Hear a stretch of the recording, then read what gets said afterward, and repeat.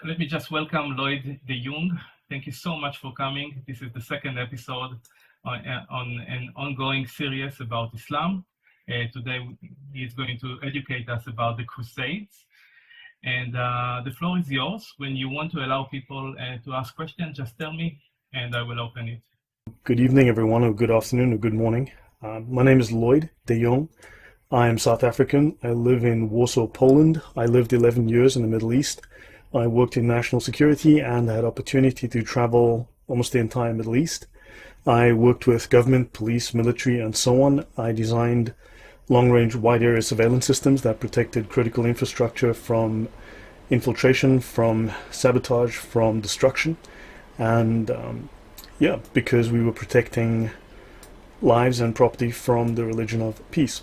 So I had opportunity to travel extensively and witness Islam up close and personal in multiple different countries. So today we're going to speak about, amongst other things, so we will be talking generally about the Crusades, the history of the Crusades, that taken from a, shall we say, different perspective, adding information that you may not be aware of, things that are normally left out, because the Crusades is an opportunity, it's a propagandistic opportunity to smear Western culture and of course to promote Islam and play into Islam's concept of victimhood, the perpetual victim. Also, we're going to look at a little bit of jihad, we're going to touch on slavery, and we're going to Islamic slavery. I will cover those in more depth in other shows, and also we're going to talk a little bit about Islamic international law, because the Ummah, that is the entirety of the Muslims, it's a supranation which supersedes, comes before any national affiliation that any Muslim is. So before you're a Brit, for instance, a Muslim who goes from Pakistan, he's a Muslim of the Ummah before he's a Pakistani. He's also, if he travels to Britain, he gets a British passport, becomes a British citizen, he's a member of the Islamic Ummah before he is British, before he is American, before he is French, right? And he's always beholden to the laws of Islam, which is the Sharia. My expertise is in Islamic law and its application, which is known as the fiqh. So on the screen what we have here, I'm going to play two slides from a much lengthier PowerPoint on Islamic jihad. Now, everyone knows that most people do not know that there are 14, at least 14 kinds of jihad, right? So a Muslim could be participating in any one of these 14 different varieties of jihad. I will cover that at length in a different show. The common description of jihad says that it is a struggle, and yes, correctly speaking, it is so. However, the meaning that counts, the one that is most important to us and most relevant, and the most important definition of jihad, we will get to, but this is of course warfare on all non-Muslims to impose Islam by force. We're going to look at the Muqaddimah, 2 pages from the Muqaddimah by Ibn Khaldun. Ibn Khaldun, the book the Muqaddimah is called an introduction, let me just change this. The Muqaddimah is an introduction to history, the classic Islamic history of the world. So this is the most famous historian in Islamic history. And obviously he was a historian, so this is the most famous of the historians of Islam, and he founded, well, we'll get into him in a moment. Let's read what Islam's greatest historian has to say to us. In the Muslim community, holy war is a religious duty, because of the universalism of the Muslim mission and the obligation to convert everybody to Islam either by persuasion or by force. Therefore, caliphate and royal authority are united in Islam, so that the person in charge can devote the available strength to both of them at the same time. In other words, there is no separation between mosque and state. In fact, the purpose of the state is to impose the mosque. The other religious groups, here he refers to Judaism, Christianity, Hinduism, you name them. The other religious groups did not have a universal mission, and the holy war was not a religious duty to them, save only for the purposes of defense. It has thus come about that the person in charge of religious affairs in other religious groups is not concerned with power politics at all. Royal authority comes to those who have it by accident, and in some way that has nothing to do with religion.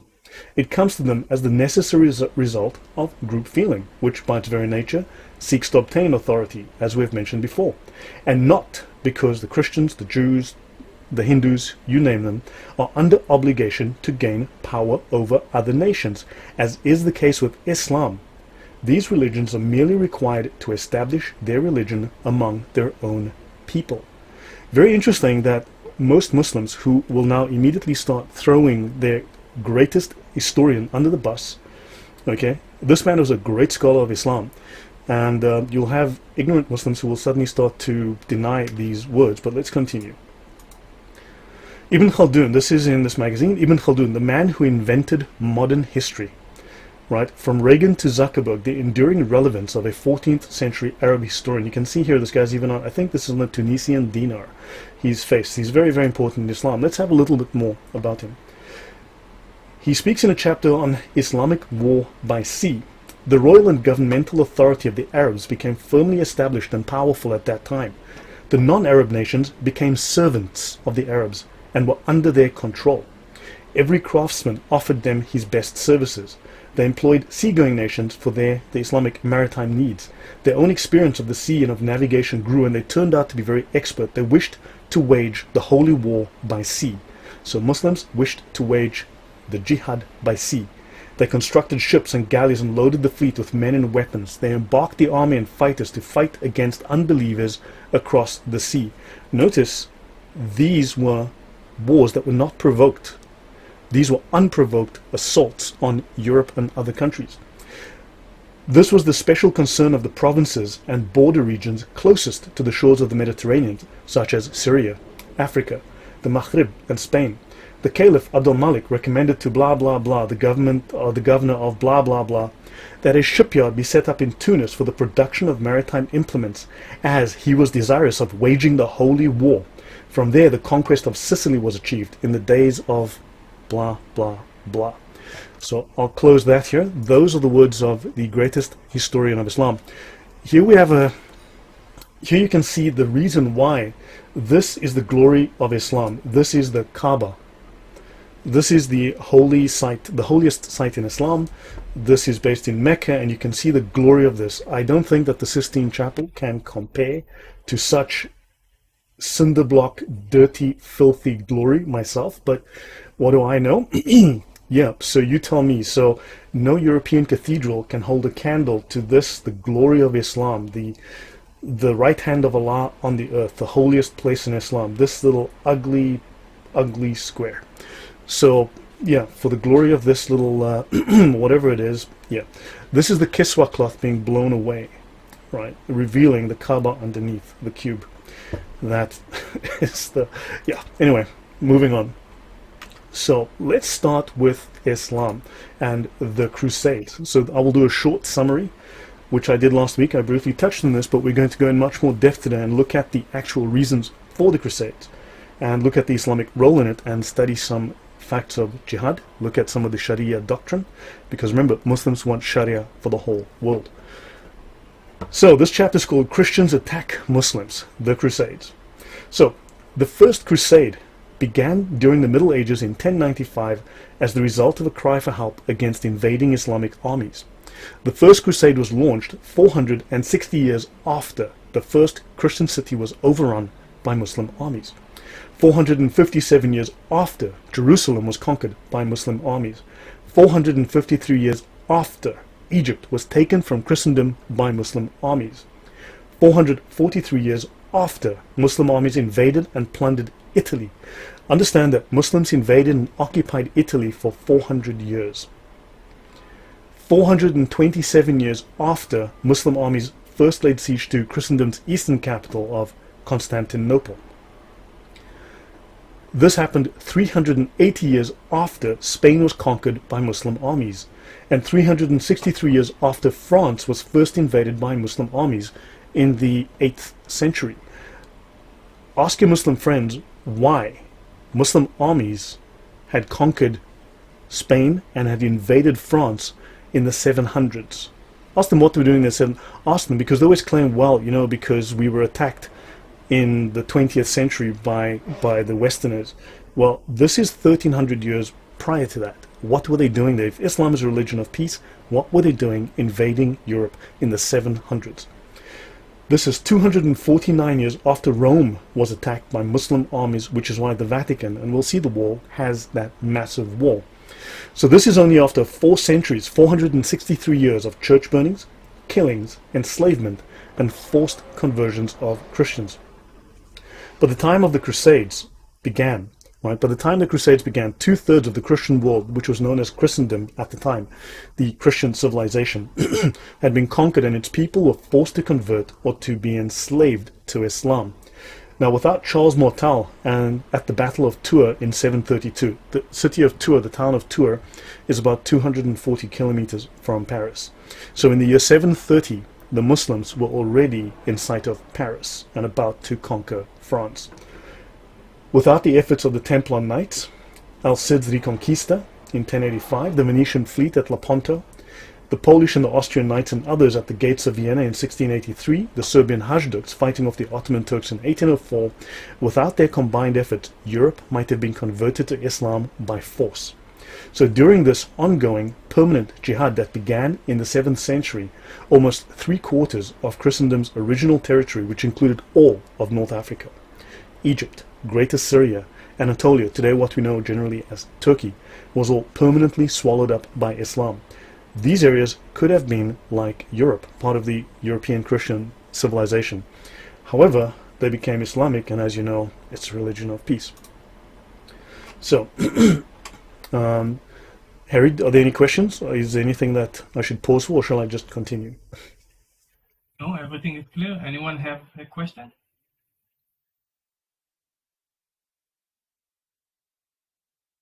Okay, I'll just continue. So I'll look at an example of the propaganda that is commonly spread about the Crusades by ignorant or willfully ignorant or ill-meaning people, but whatever. This is the common story which doesn't jibe with the historical facts, as we're going to see. So the History Channel, right, aired a propaganda show called The Secrets of the Quran on the 12th of October 2008, or maybe it was the 8th of October 2012, I don't know. Anyway, it's called The Secrets of the Quran, and there you go. The show explained the ideology of jihad, the Islamic ideology of jihad, as a result of the Crusades. Now, we've just seen that this is false, because the Crusades was the result of the jihad. And they otherwise positively affirm that Muslims are only supposed to use force in self-defense. And this is a blatant lie. I will be all over that in a little while. So, to maintain superficial consistency, major events in Islamic history were ignored or glossed over. The Islamic conquest of Syria, Palestine, Iran, Iraq, and Egypt, although visible on the maps that they showed in our show, was discussed, but in no detail, and they were only characterized as spreading the word of Islam, with that euphemism. Islam was, now many will say, initially viewed as a religion just for Arabs, and technically it is, although according to the Islamic law, the fiqh today, it is not. It is the religion for the entire world and must be imposed on all. So the earliest non-Arab converts had to become affiliated with an Arab tribe, and they were all subordinate. I'm going to jump to the definition of the word deen. I covered this last week. I will do it again briefly, because Islam does not call itself a religion. Islam calls itself a deen. Technically, this would mean you can translate it as a way of life, but it has multiple meanings. So let's have a look at the Lisan al-Arab by al-Misri. Al-Misri is a great scholar of Islam, and he wrote the most detailed 20-volume dictionary of Islam, dictionary of Arab words, called the Lisan al-Arab, which is still used today.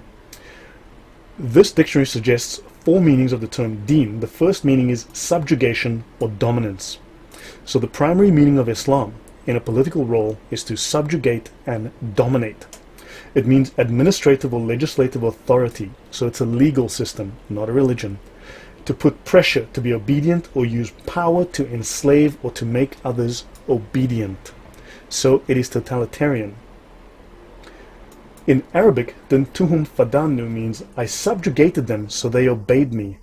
Dantuhu also means I ruled or governed upon him. So it's a system of control based on subjugation, domination, and forced obedience. Thus the word Dayan is used to indicate a person who dominates and rules over a state, nation, or tribe. Notice it doesn't say gently leads, it says dominates. The second meaning is obedience and bondage, subordination and domination by someone, and bearing humiliation under subjugation and power of others. I didn't write this. Right? This is from their own books. As stated, Dintuhum Fadanu means I subjugated them so they obeyed me. The obedient tribe is called the Qawmun Dainun. And here ad-din does not mean religion. So we're still not, after all these definitions, we're still not at deen meaning religion. It means obedience. The third meaning of Islam, the third level of meaning, is rules, regulations, ideology, doctrine, custom, tradition, or finally, under the third meaning, as the final entry, religion. And then finally, the fourth meaning is reward, repayment, justice, and accountability. So why is it that if you examine the Islamic texts, only 2, 3, 4, 5, at most 5% of the Islamic texts deal with what we in the West would term religion? The other 90%, 95% is international law, warfare, slavery, subjugation, commerce, politics, legal system. Why do we not look at those things? We only look at, well, it's religion like Christianity. No, it's not. No, it's not. Okay? So understand, we're missing all of these, and everyone goes, oh, it's religion. No, it's not. You're missing 20 other meanings that this word has. So understand, it is about subjugation and dominance. Let's return to the Crusades. Now, the show goes on to say that the Crusades were elicited by an appeal from the Roman Byzantine Emperor Alexius Comnenus, and that this had something to do with the Turks. The show is vague, deliberately vague. Exactly what the Turks have been doing? Well, the show doesn't really know, right? And you would then get the impression that the Turks had always been there, that they had not invaded that land. Okay? So the advent of the Turks represented a major surge in Islamic conquest, and this was, of course, played down, right? Because one must not offend Islam. Viewers of the show, let me just fix that little typo there, viewers of the show might notice a long gap between the Turks having to fend off the Crusaders and the Ottoman Turks eventually arriving at the gates of Vienna in 1683, for the second time, mind you.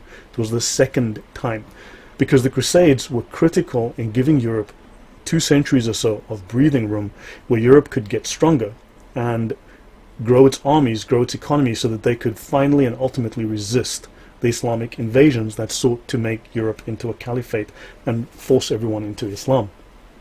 So the Crusades bought Europe precious time. Of course, the show ignored the fall of Constantinople, right? And supposedly the ideology of jihad only exists because of the aggression of the Crusaders.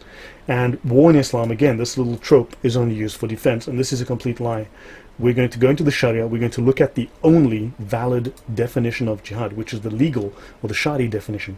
So I'm just going to skip ahead now, hence the dishonesty. So the impression that the show gives, and that Muslims want to give, is that when everyone heard the word of Allah, everyone spontaneously converted to Islam, and these Christian counterattacks were, in modern leftist terminology, imperial aggression. Now the only problem with the imperium here is that it is really resented, is that the wrong people were in charge. The wrong people had the power, right? So many shows that discuss the Crusades are just dishonest apologetics. They're propaganda. They're not history. So the Crusades were military expeditions during the Middle Ages conducted by European Catholics to defend Christian civilization, known as Christendom, from Islamic jihad. The Crusades developed as a result of the Christian world's long struggle with Islamic jihad. Islam's founder, Muhammad, formulated this concept of holy war, requiring Muslims to subjugate non-Muslims through warfare. So between AD 633 and 715, Arab armies conquered 2/3 of the Christian world, including Mesopotamia, Iraq, Syria, the Holy Land, Egypt, all of North Africa, as well as Spain.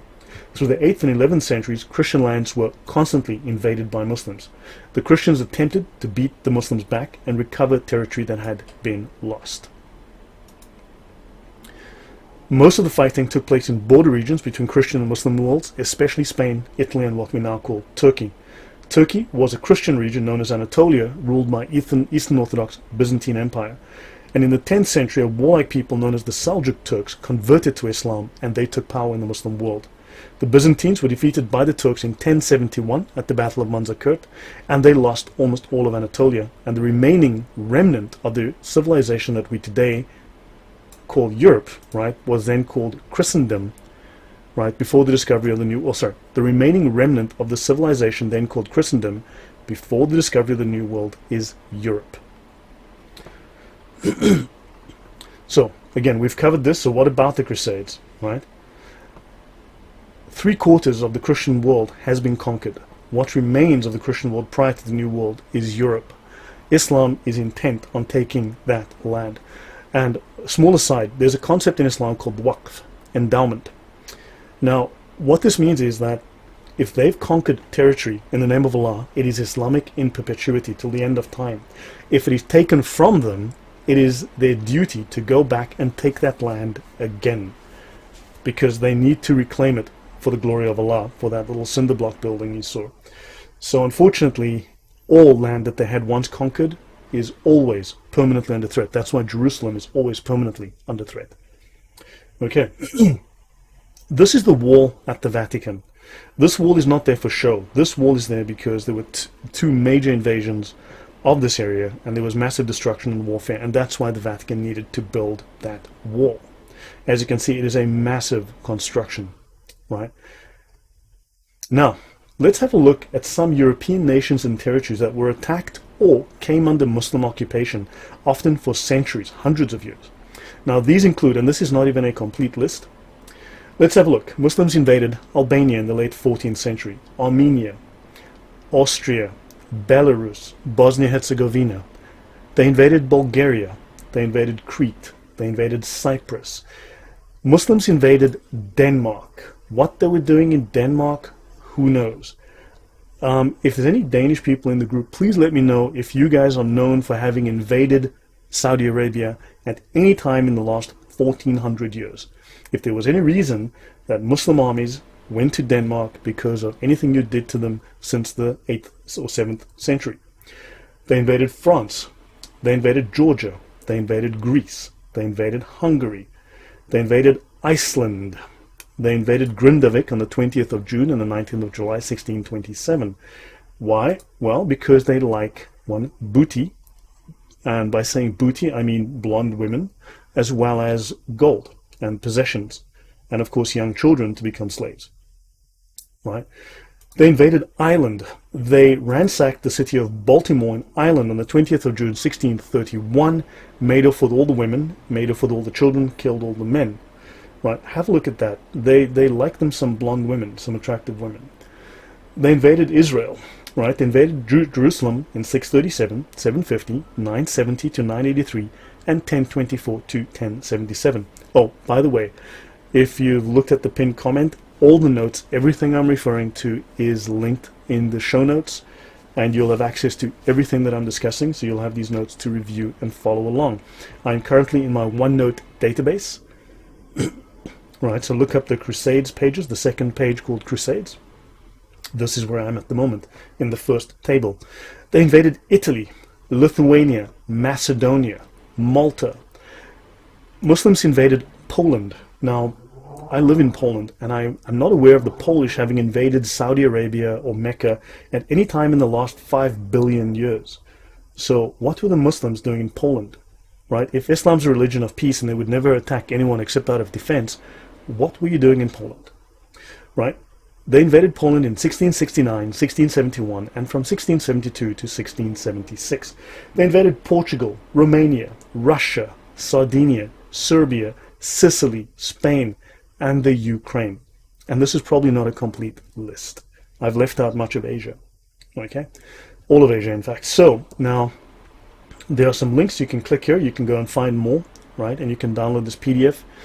Now, let's have a jihad. This is a jihad timeline from 630 to 1095. We're going to look at the religion of peace, being peaceful, using swords, killing people, murdering people, enslaving people, gathering sex slaves, and so on, peacefully, from the year 630. So Muhammad conquers Mecca from his base in Medina. He dies in Medina, 632. Islam controls the Hijaz. 636, there's the Muslim conquest of Syria, because, the Syrians obviously attacked them first. And they also conquer the surrounding lands, all Christian lands, including Palestine and Iraq. In 637, Muslim Crusaders conquer Iraq. In 638, Muslim Crusaders conquer and annex Jerusalem. Then they conquer Iran, except along the Caspian Sea. Then the Muslim Crusaders conquer Egypt. Then they finally seize control of Syria and Palestine fully.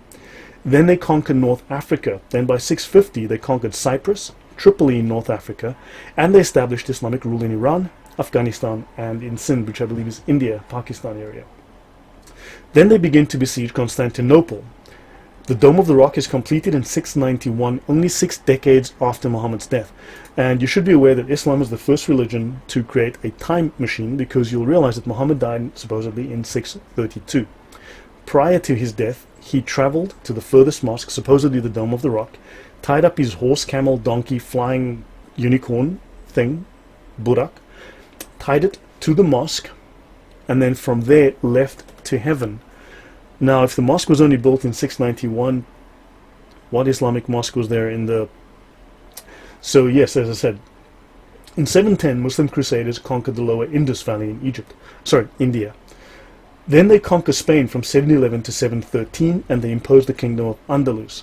This is the supposed Islamic golden era. I should do a show about that. There was nothing golden about it.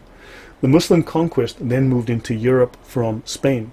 So by 718, the conquest of Spain was complete, and in 732, the Muslim invasion of France was stopped at the Battle of Poitiers, or the Battle of Tours. The Franks, under their leader Charles Martel, who was the grandfather of Charlemagne, defeated the Muslims and turned them out of France. In 762, Baghdad was founded in Iraq. In 785, the foundation of the Great Mosque of Cordoba, this would be in Spain. Then you have the rise of Idris ad-Damirs, the Muslim Crusaders in Morocco, and Christophorus, a Muslim who converted to Christianity, was executed because, as you know, Islam's a religion of peace. In 800, you have the Aghlabid dynasty or Muslim Crusaders in Tunisia. 807, so look, this just goes on and on. They conquer Sardinia, Italy. They start killing and attacking in 813 Christians in Palestine. Right, many who flee the country. Muslim Crusaders then capture Palermo, Italy, and they start raiding in southern Italy. They started within 100 kilometers of the coast. You wouldn't find women because they captured all of the attractive women, killed the men, took the boys, took the children, right? And they took the women back as sex slaves, of course. By the year 901, they've conquered Sicily, raided Corsica, invaded Italy, and still in France. Then, of course, you have multiple different caliphates that rise, and then so on and so on and so on. And eventually 937, the Church of the Resurrection is burned down by Muslims. More churches in Jerusalem are attacked. Now you've got more of these Turks that convert, and so on. Israel and southern Syria again are conquered, and so on and so on and so on. Now, eventually more and more oppressive decrees are levied against the Jews and the Christians who live within the Holy Land, and of course people were traveling there to do their pilgrimages, and of course they were robbed, because Muhammad, as we all know, was a caravan robber, right? Now, you've got all this up to 1071, Battle of Manzikert. Then you have 1073, Conquest of Jerusalem. 1075, the Seljuks capture Nicaea. You should note that if you look at the letters of the New Testament written by Paul and so on, they're all written to Christian churches, Christian lands. Of course, these are all Muslim now, right? So, yeah, all conquered. Now, eventually, in 1095, Pope Urban II preached the First Crusade, and in 1099, they recaptured Jerusalem. So you understand from all of this, there was a lot of Islamic violence. And this is something which is obviously very clear within the history, but Muslims want to lie and tell themselves and tell you Islam's religion of peace. So now, I'll pause for a moment. Are there any questions, Harry? Guys, does anyone have a question? Please wave if you do. 1 second, right? Let's see if someone is waving.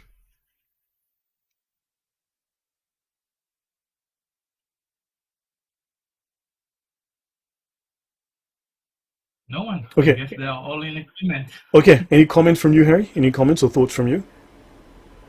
No, I'm actually aware of those things, but I'm very happy that you are so detailed. This is so important, so important. Everything is true. Okay, yeah, so I'm going to play about 3.5 minutes of video, so I want you to see this visually. I may interject at times, okay, but I'm going to play a few minutes of video so that you can see for yourself the Islamic conquest. Now, understand, the Crusades were, if you look at it, there were 12 Crusades, right? Some minor, some major, but let's say there were 12 major battles. Now, we're going to see something like 548 major Islamic battles, which were fought to conquer Christendom. Okay, and you had 12 crusades to stop them. So if you divide 548 by 12, you will see that, well, according to Islamic maths, Christianity is violent and Islam didn't do nothing. Okay, so let's have a look here. If you're see a lot of sunken ships. There was a lot of ships sailing around. When they go down, the economy goes down. So from this data, we know a lot.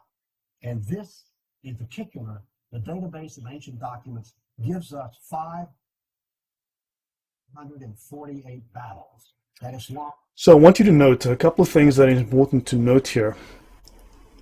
There were land trade routes from Europe to Asia, which the Muslims, eventually when they invaded those lands, they obviously, because Islam robs caravans, Muslims robbed caravans because Muhammad robbed caravans. They started robbing these caravans, and of course, because they seized North Africa, they cut off trade with North Africa and with Asia, right? So of course, Europe became impoverished, and this led to the Dark Ages. Now, this is something that's not discussed in history, right? Because there is a very large Islamic contribution to the Dark Ages and the impoverishment of Europe, right? Don't forget, they invaded Egypt, where papyrus came from, where paper came from. And because there was no papyrus, because there was no paper, well, Europeans, being the smart people they are, they invented what's called the printing press to compensate for the fact that the Muslims had destroyed all of their access to papyrus. Of course, Marco Polo had done his famous journeys, to the east, and of course this was no longer possible. So then European explorers decided, well, since we can't go east, we're going to have to go south down the sea route, and they discovered the sea route south, going to America and other places as well, thanks to Islam being such nasty pirates. Okay, let's continue. Thought against the classical world. This is all new information. I've talked with people who consider themselves history buffs, and they go, well, let's see, battles of Islam against Europe. Let's see, we've got invasion, we have Tours, we have the invasion of Gibraltar, we've got Lepanto, Gates of Vienna, collapse of... Okay, that's 5. You talk to a historian, and those are the 5 battles they can scratch up. And then I remind you, you can have all of these slides if you just send me an email for it.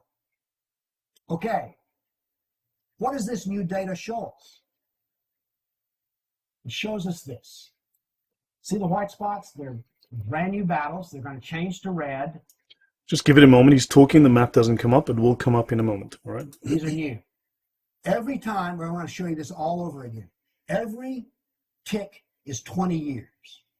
The new battles for that 20-year period come up in white. Then they fade to red to show you the history. So white's what's happening right now. Red has happened.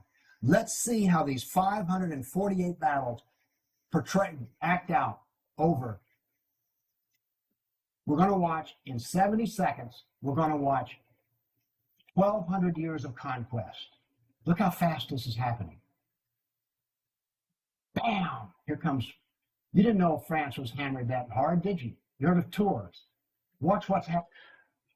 The speaker on this video is Bill Warner of CSPI, right? You're seeing how after the death of Muhammad, Muslims exploded out of Arabia and invaded and attacked everybody, everyone around them, without mercy, relentlessly, right? They were the Borg, right? Notice how many...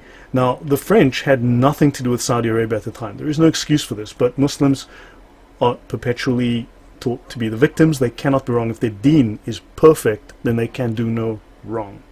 Right? So if you want to know more, you can look on YouTube for Bill Warner, and it's called Why We Are Afraid. Look that up and you'll find more, a 45-minute long discussion on this. Happening in Spain and the islands. Now many of these raids or battles, if they're at the coastline, are slave raids.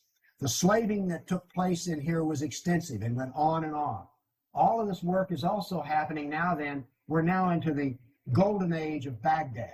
This is the punishment that's being handed out to Christians everywhere. In Spain, after one battle, there were knights' heads were cut off, and they made a pile so high that a man on horseback couldn't see over them. All of the European civilization in North Africa is now gone.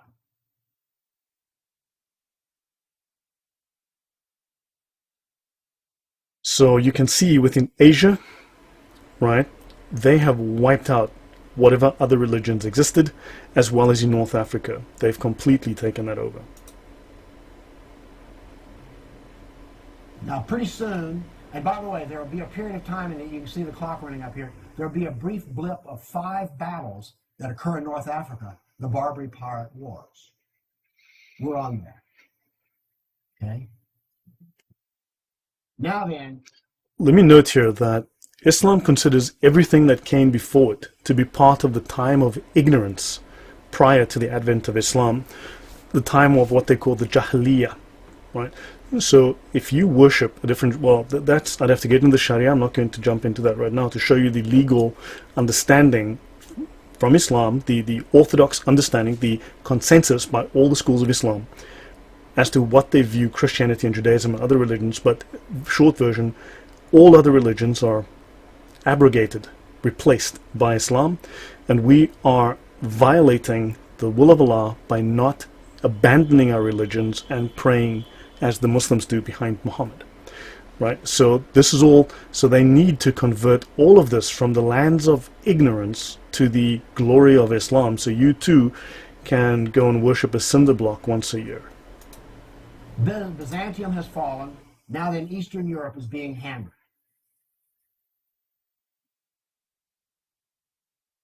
Notice that it is relentless. It doesn't stop. This is the history that you're never told about. This is the history that explains how all of this came about. Now then, they're getting slower because Islam is becoming weaker.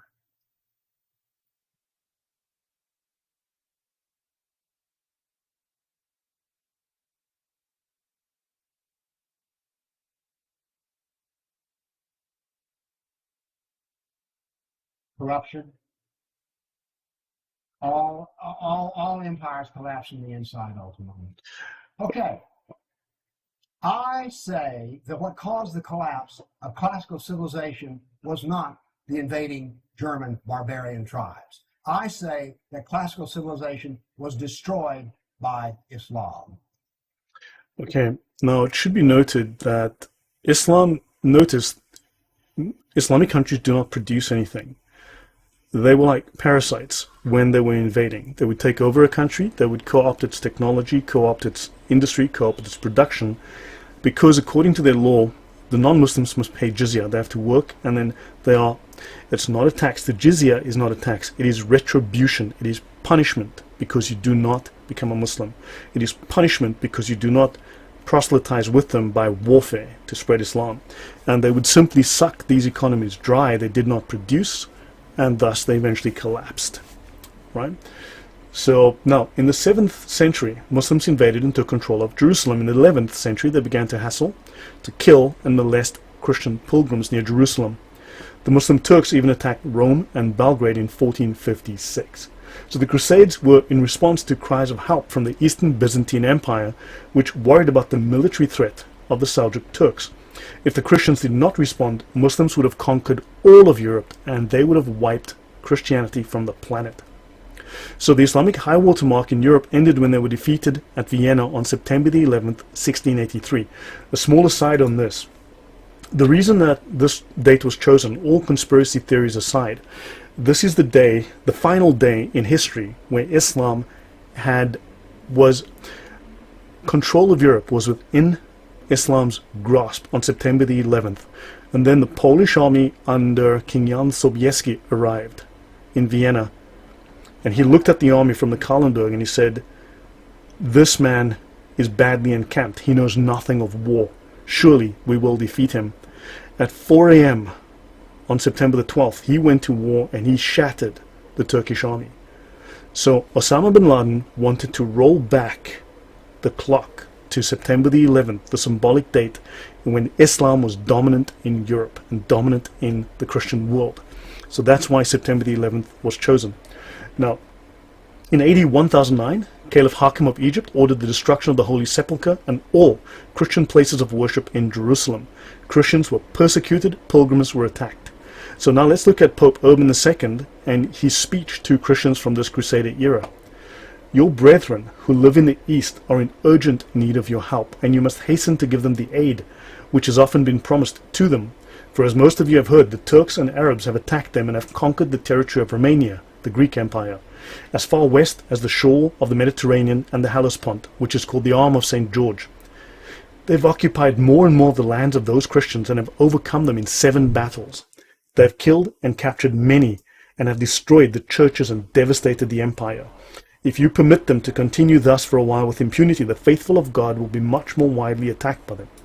On this account, I, rather the Lord, beseech you as Christ's heralds, to publish this everywhere and to persuade people, whatever rank, foot soldiers and knights, poor and rich, to carry aid promptly to those Christians and to destroy that vile race from the lands of our friends. Right. So this was the plea written by Pope Urban. Of course, the church debated this for a long time. Don't forget, the church debated this whole response for 463 years. Their response was, in many ways, too little, too late. Right? 463 years later, the church said, okay, well, maybe we need to fight back. Right? Now, I'm going to do an aside. I'm going to jump across to something else. I want to go to, this is a book on Islamic international law. This is called the KITAB AL-SIYAR AL-SAGHIR. It's called Muslim International Law. I'll zoom in here. Muslim International Law, because remember, the Ummah is a nation, the nation of Islam, and I'm not talking about Louis Farrakhan, right? Muslim International Law, they view themselves as a superstate above all states. Your loyalty is to the Ummah of Islam before any nationality. The Kitab al-Siyar, Siyar is war. This means war, the wars of the Prophet. Now the term Siyar comes from Sirah, right? We know it as the biographies of Muhammad. These would be the biographies of Muhammad. Also, you can think of them as the Gospels of Muhammad to compete with those of Jesus. Now, let's step forward here.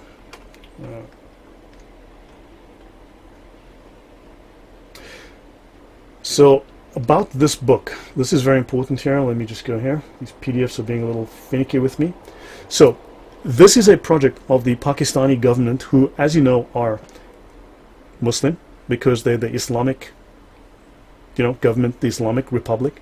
And of course, they want to obviously spread Islamic law, and you know that they're the country where Christians are constantly persecuted and killed for blasphemy, jailed for blasphemy, and so on. So this is one of the 100 most important books of Islamic thought, culture, and civilization. They want to publish works which laid the foundation of a new faith come knowledge-based civilization. And so they want books of the first intensity, books that have mattered in the advancement of knowledge. And this book happens to be one of those. The shorter book, now this is a summary of the longer book, but this is the book on Muslim international law. So let's have a look at Islamic foreign policy. And Islamic foreign policy, let me see, chapter 1 on the shorter book on Muslim international law. Let's see, chapter 1 of Islamic diplomacy and dealing with foreigners is instructions of Muhammad about the conduct of war. There you go. The very first chapter, chapter 1 on Islamic international law is go over there, kill those people. Islamic international law. I didn't make the book, I didn't write the book. Hey, I just read the translation. Section, prohibition of warlike operations during the sacred months has been abrogated. In other words, when Muslims come to and say, no, but jihad, blah, blah, blah, bull, nonsense. It states here very clearly. Right. Yes. Can we take a question for a second? Yes, we can. Okay. Ali, if you have a question, you can go ahead.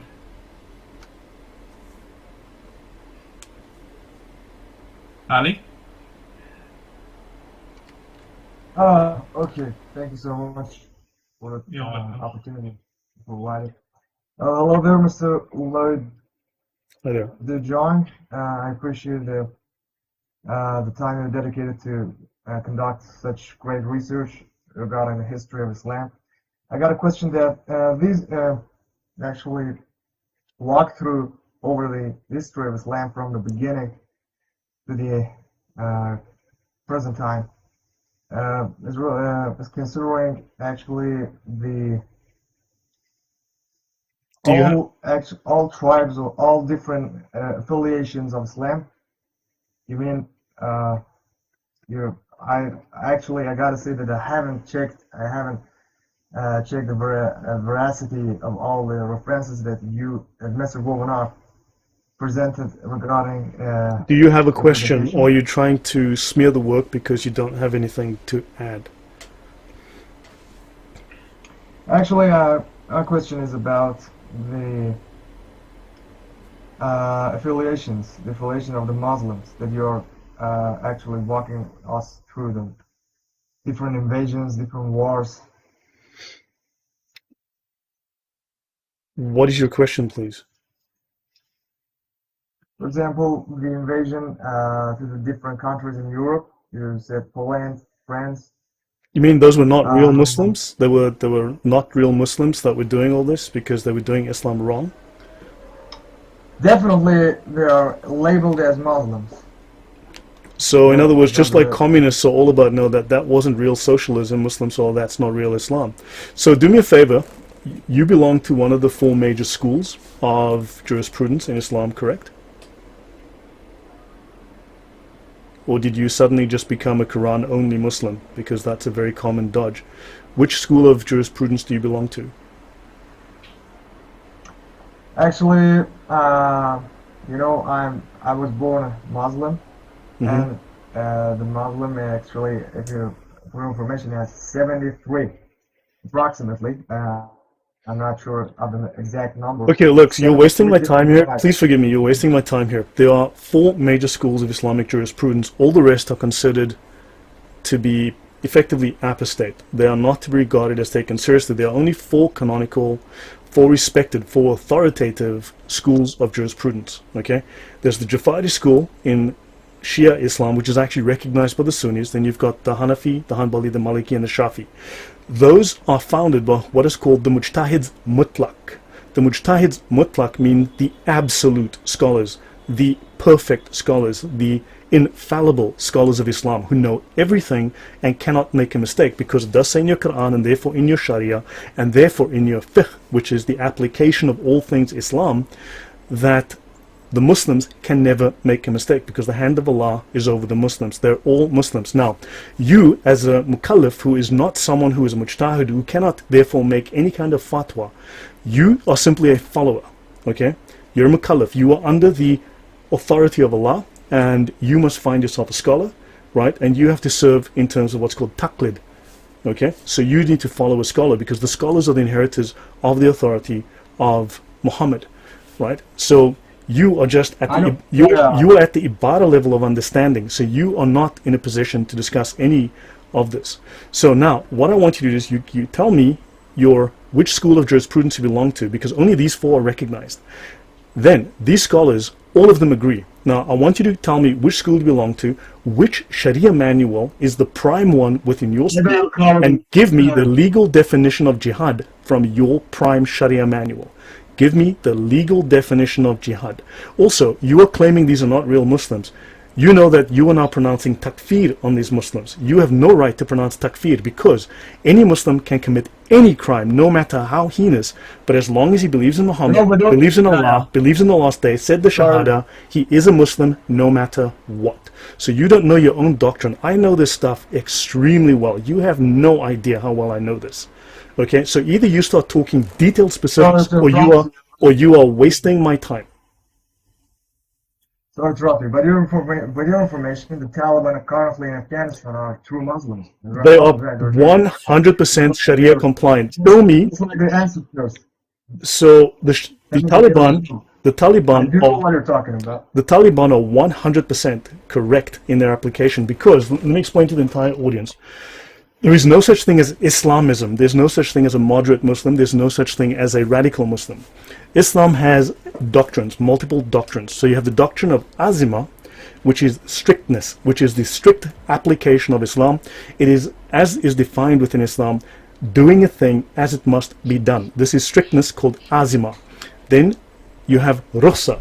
Now within Islam, this is called dispensation, basically a loosening of the rules, because they realize not everyone is capable of being that strict. So a small minority of Muslims is required by law to always pursue Islam as strictly as possible. The Taliban have taken it upon themselves to pursue azima, strictness. So has ISIS. The only place where the Taliban and ISIS violate the Sharia, okay, The only place where they violate the Sharia, and you need to show me your Sharia laws. I'm not going to listen to your opinion. I am not interested in your opinion. I want to see your mujtahids. I want to see the fiqh, right? The only place where they violate the Sharia is that they've abandoned or abolished rukhsa, dispensation, the relaxation of the Islamic rules early, before the caliphate was established worldwide. That is the only violation of the Sharia that they have performed. Otherwise, they are 100% following the Sharia of Islam to the letter. They are the perfect Muslims.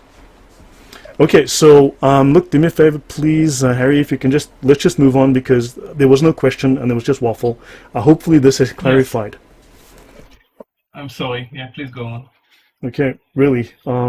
So, understand, the next item is the army's treatment of the disbelievers and in the acquisition of Muslim property earlier taken away by non-Muslims.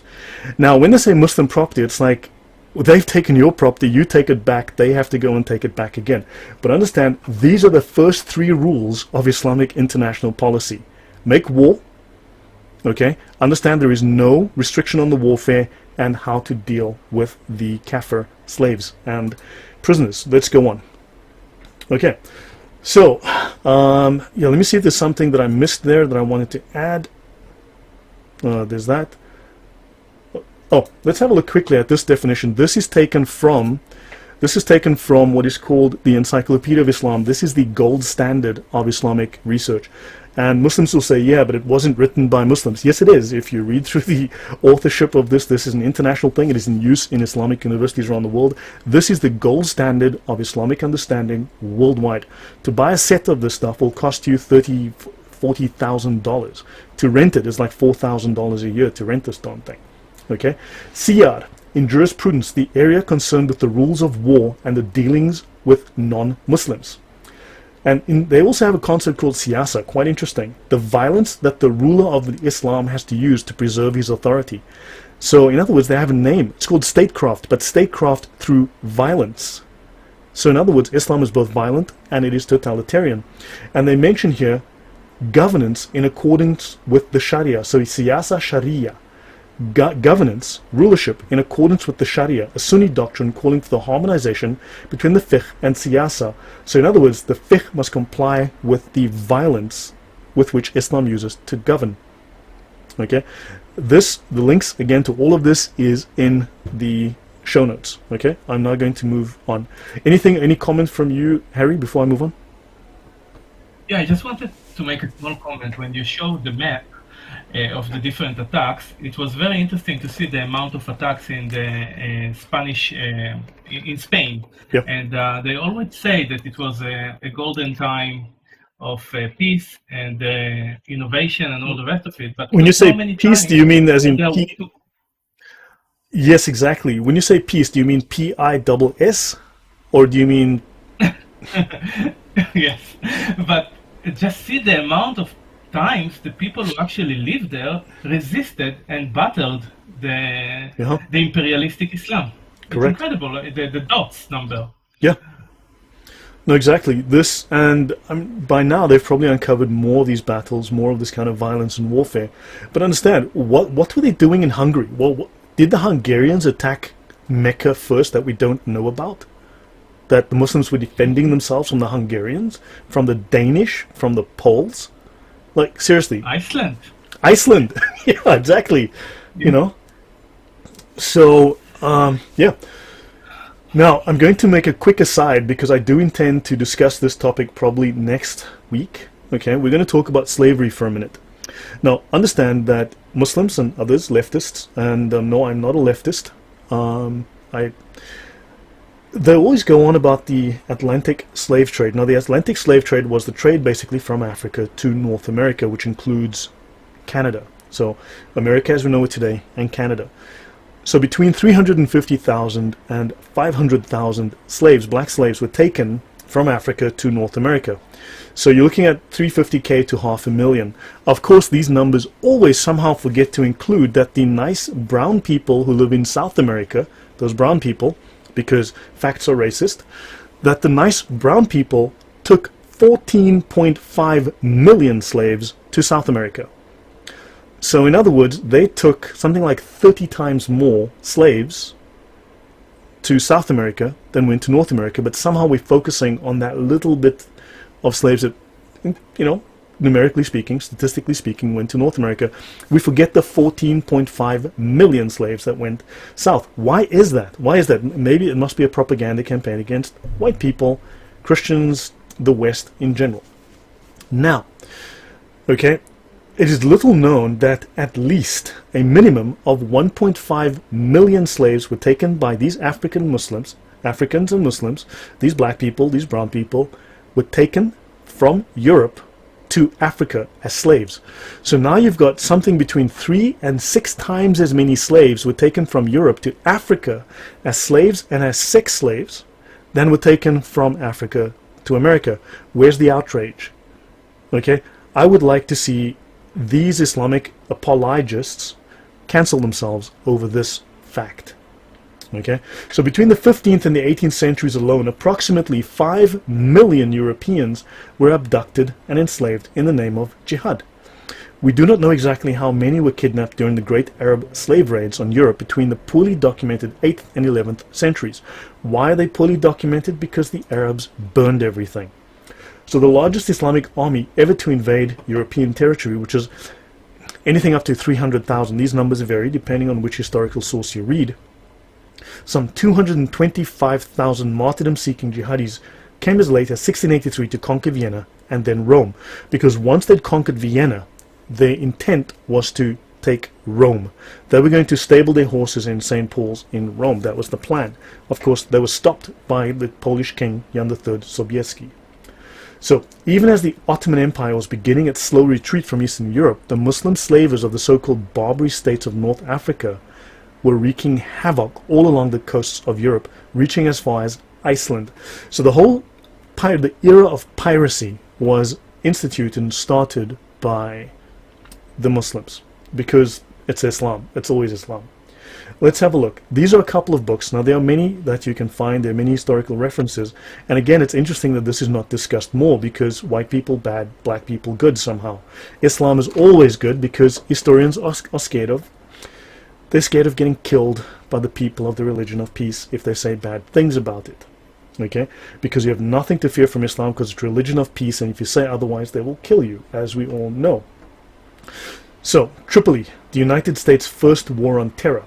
The United States of America's first war, which it fought before it could even elect its first president, was against Islamic slavers, because the Islamic slavers were raiding American ships. They were taking people, taking hostages, taking all of the booty, all the bounty that was on these ships, and they were ransoming people. And they eventually signed an agreement. I think America was paying something like 20% of its gross national product to Muslim slavers, right, to these Islamic slavers as a bounty. This jizya, right, this retribution, this punishment was being paid, which was crippling the United States economy. They couldn't grow, and they decided, we need to form a navy, and we need to form the Marines, and we need to go over there and kick their asses.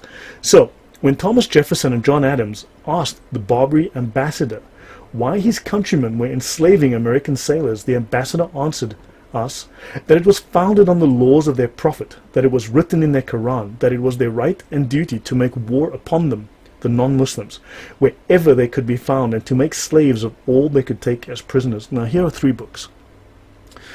Thomas Jefferson and the Tripoli Pirates, the forgotten war that changed American history. Jefferson's War, America's first war on terror, 1801 to 1805, and To the Shores of Tripoli, the birth of the U.S. Navy and the Marines. The U.S. was forced, as a new impoverished country, just come out of revolution, come out of the war with Britain, to form a navy, create the Marines. They invaded Tripoli. That's why the Marine song, the theme, has the line, To the Shores of Tripoli, because they had to go fight Islam. Their first war, once they became an independent country, was against Islamic slave traders. So, now what we saw in the earlier video, right, what we today call the West, is merely the westernmost remnant of what was once a much more extensive civilization that Islam permanently severed. Centuries of non-stop jihad and terror saw 3/4 of the post-Roman Christian world become Islamic, leaving the remaining quarter, which is Europe today, in a permanent state of siege since the 700s. Islam has a couple of sayings that people in the West are not aware of, right? They say, You have the clocks, but we have the time, right? And they've got another saying which very few people know. It's crazy. No one knows this. No one's heard it, right? I learned this by accident one day. But they say, do not let your enemy know he's your enemy. So in the West, we say, the enemy of my enemy is my friend. But in Islam, they say, do not let your enemy know he is your enemy. Very different way of thinking. And also, again, another aside, people always, and again, we should talk about this in the future when I speak about jihad. Everyone always talks about, oh, but the Mossad says by way of deception you will do war. Oh my God, Mossad is evil. Look, whatever. However, Muhammad in the Quran says deception, okay? He speaks of deception. He says war is a game of deception. That's in the older translations. The newer translation says, just say war is deception. Okay, and the older translations go back to the 1600s. Islam says that warfare is a game of deception. This is hundreds of years before Mossad. But you know what? It's not okay when the Jews say it, but it's perfectly fine hypocrisy when the Muslims do it. Okay, so understand they've been doing this for a long time. So Raymond Ibrahim, very good scholar, excellent, Egyptian, right? Speaks perfect Arabic, of course, and is American Egyptian. Sword and Scimitar, one of the best books on the subject. So for this reason, a tiny Europe's self-identity did not historically revolve around ethnicity or language. This corner of the Eurasian landmass, Europe, houses dozens of languages as well as ethnicities. Many are divergent, while much larger landmasses are homogeneous. Think China, right? Japan. Europe's identity evolved from a common religion. It was the last and the most formidable bastion of Christendom, which was not then conquered by military force by Islam. Right? Understand, this is Europe relative to just, right, this is what we have in terms of Europe, right? There's not a lot left. And if you consider all of Africa they've taken, Asia, there's not a lot left of Europe. This is Europe. This is all that's left. And yeah, well, the question is, do you want to be bowing to the, to Allah, or do you want to maintain your culture and civilization? Okay, so we're about 3/4 of the way, 70% of the way. So in 1993, Samuel Huntington said in his book, The Clash of Civilizations, that Islam is bloody borders. In Eurasia, now again, when I talk about jihad, I will discuss this, okay? And I will show you some references now to give you an insight into this. But in Eurasia, the great historical fault lines between civilizations are once more aflame. This is particularly true along the boundaries of the crescent-shaped Islamic bloc of nations, from the bulge of Africa to Asia. Violence also occurs between Muslims on the one hand and Orthodox Serbs in the Balkans, Jews in Israel, Hindus in India, Buddhists in Burma, and Catholics in the Philippines. Islam has bloody borders. In other words, Islam, wherever it goes, ends up fighting with everyone around it. Historian Bernard Lewis wrote, for almost 1,000 years from the first Moorish landing in Spain, 711, notice they say Moorish, he doesn't say Muslim, because euphemisms abound, because nobody wants to offend Islam, right? Again, I need to discuss this in a different time when I speak about Islamic deception, but Islamophobia and such, and these accusations are based upon the Islamic laws of slander. In fact, there are two sets of laws that work together here. The one is called slander, called ghibba, and the other one is called tale-bearing, namima. So in Western law, slander is when I tell a lie about you, right? I besmirch your name, I smear your name with lies. In Islam, yes, that can certainly be the case. However, there's another element in terms of slander that we wouldn't consider within the West, but is practiced and is normal within Islam. If I tell the truth about you and you don't like it, that is slander. For me to tell something about you that is true, that is embarrassing to you, is considered slander. Okay? A truth that you would dislike in Islam is considered slander. It's called the law of ghibba, and I can cover that another time. So, anyway, so therefore you cannot tell the truth. That's why you have to euphemize everything, right? So, to the second Turkish siege of Vienna, Europe was under constant threat from Islam. All but the easternmost provinces of the Islamic realm had been taken from Christian rulers. North Africa, Egypt, Syria, right? Even Persian-ruled Iraq had been Christian countries in which Christianity was older and more deeply rooted than in most of Europe. Okay. Now, their loss was sorely felt and heightened the fear that a similar fate was in store for Europe, as wave after wave of Islamic attacks crashed against the continent. After Europe neutralized Islam, it forgot all about its ancient antagonist. All right. Now, someone asked about where you can find more of my content. Again, check in the OneNote database link. You'll find my YouTube channel. Otherwise, just search for my name on YouTube, right? Lloyd de Jong. Just search for me and you will find me very easily. So just search for my full name. So, as historian Hilaire Belloc observed, during the peak of Western might and Muslim weakness, millions of people of the white civilization, that is the civilization of Europe and America, have forgotten about Islam. They've never come into contact with it. They take for granted that it is decaying and that anyway it's just a foreign religion which will not concern them. It is, as a fact, the most formidable and persistent enemy which our civilization has had, and may at any moment become as large a menace in the future as it has been in the past. So today this forgetting has been, shall we say, institutionalized. It is taught, it is deliberate. Notice that supposedly objective history books don't talk about Muslims and Islam and Jihad. They speak of Arabs, Moorish, Ottoman, Tatar. Rarely do they mention Islamic invasions. They fail to mention the doctrine of Jihad that created this warfare on Christianity. So, a reported 215 million Christians are experiencing high levels of persecution. In fact, it has been declared a genocide in the Muslim world, right? So, you have progressive ideologies that fail to understand Islam, and I'm going to go into the Sharia, and actually you can see explicitly what Islamic law, this Sharia that they want to impose on the rest of the world, right? What it teaches, what the law is. So you have the Quran and the Sunnah being the Seerah of Muhammad, the Gospels of Muhammad, as well as these Hadiths, right? And other sources like the Tafsir, which are the commentaries and various other types of commentaries. All of this is very confusing because things have been abrogated, things have been cancelled, etc. And things are contradictory. All of this has been sorted out, harmonized, and all of what remains is called the Sharia. All of the rulings of and the actions and the prohibitions and so on of Muhammad and Allah that remain after all of this is called the Sharia. These are the eternal moral laws of Islam. How to apply all this within Islam, how to apply this in the legal, social, financial, and so on contexts, that's called the fiqh, right? That is the law. So, we're going to have a look at that in a moment. Now, to end off on this particular set of slides, so the obvious reason to, what about the Crusades? The question is, what about them? They were necessary. They were critical. Okay? Muslims invaded dozens of countries long before any country had invaded them. Right? They were committed to the use of force to expand Islam from the beginning. So, now violence committed in the name of other religions is logically unconnected to the question of whether Islam is violent. Okay?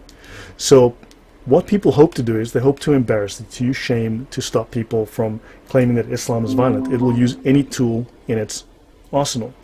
So understand, right? So I'll stop here. I'll just jump over a few things. Okay. Now Christianity does not legislate law, right? Christianity does not legislate law. The Bible doesn't legislate parking tickets, right? The Bible doesn't legislate how you sell movie tickets, right? So whereas Islam is a religion of law, and how that law is expressed, we can go to its law books, because if it's a religion of law, we should be able to read its laws. Okay, so I'm going to jump over a few things here, and let me see. So I'm going to introduce this, which is one of the major Islamic Sharia texts. This is the largest one. It's 4 volumes, 2,652 pages at least. When you study to be an imam or a sheikh or something at the Islamic seminary, in Islamic university, this is the final volume that you will learn because it is the most detailed one on Islamic law.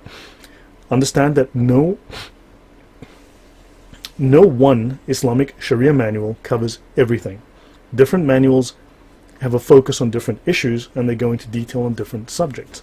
So you need to have multiple manuals, and often there's a scholar that is regarded as preeminent in a given field. So other scholars will reference those works or that scholar's works to get the consensus view, the most authoritative view when applying their judgments. So this one is called SIYAR. Okay, this is from the Hedaya. Okay, it's a Hanafi school of fiqh. It's the Hedaya, and this one is the most detailed discussion of Islamic warfare. Sayyir is the plural of sirat, which in its primitive sense signifies regulation. in matters of spiritual and temporal. Siyar in the language of the law especially applies to the institutes of the Prophet in his warfare. Introductory. So let's have a look at this on the manner of waging war, of plunder and the division thereof, and of the conquest of infidels. So this is law, and it lays this out in about 100 and something pages, so you can read page after page of rules. It says here, war must be carried on against the infidels at all times by some party of the Muslims. Remember when they say it's a small minority? Well, that small minority is, according to the law, required because they are following azima, not rukhsa. They are strict Muslims. The rest are following azima. Of course, those Muslims following rukhsa, the dispensation, the loose form of affiliation where you can abandon some of the rules of Islam, they can switch over to azima, to strictness, at any time, given requirements and rules set out within the Sharia. The sacred injunction concerning war is sufficiently observed when it is carried on by any one party or tribe of Muslims, and it is then no longer of any force with respect to the rest. In other words, as long as that small minority is out there killing you by stabbing you with a knife on London Bridge, as long as they're busy doing that, or blowing up your concert in London, or driving through your Christmas market in Germany, as long as someone is doing that, the rest are exempt. It is established as a divine ordinance by the word of Allah, who has said in the Quran, slay the infidels, and also by a saying of the Prophet, war is permanently established until the day of judgment, meaning the ordinance respecting war. War is enjoined, means it is commanded for the purpose of advancing Islam. Okay? And they say here, they speak of ordained war to be waged against infidels. It is termed the Holy War. It does tell us that if no Muslims were to make war, the whole of the Muslims, the entire Ummah, would incur the criminality of neglecting to make war. In other words, they would all go to hell. Their souls would be forfeit because they are not performing holy jihad. It says here, the destruction of the sword is incurred by infidels, although they be not the first aggressors, as appears from the various passages in the sacred writings which are generally received to this effect. And it says here in the sidebar, infidels may be attacked without provocation. Now, this is a Hanafi book of fiqh. Now, you've got the 4 schools of Islamic jurisprudence. They are not separate religions. They are all one religion because, again, according to the statements of the scholars, according to the Sharia, Allah will not allow the Muslims to agree upon an error. Right? So where they do disagree within the fiqh, those are just on cosmetic issues. Those are on minor issues that do not affect fundamental doctrine. So 75-80% of the fiqh is identical. So whether you worship with your hands up here or whether you worship with your hands down here, that is merely cosmetic. That is where they differ. Those are minor issues which has no bearing on the practice of Islam and the understanding and application of it. Right? So this is common to all of the schools. Right, so now I'm going to jump across to the Sharia, and we're going to have a look through some of these notes. So let's have a look here. Let me see, I've covered this definition, I've covered this one. So let's have a look. Let's do some more detail here within the Hedaya. Okay, so we're going to look a bit deeper into the Hedaya. So I'm currently on page 154 within the Hedaya.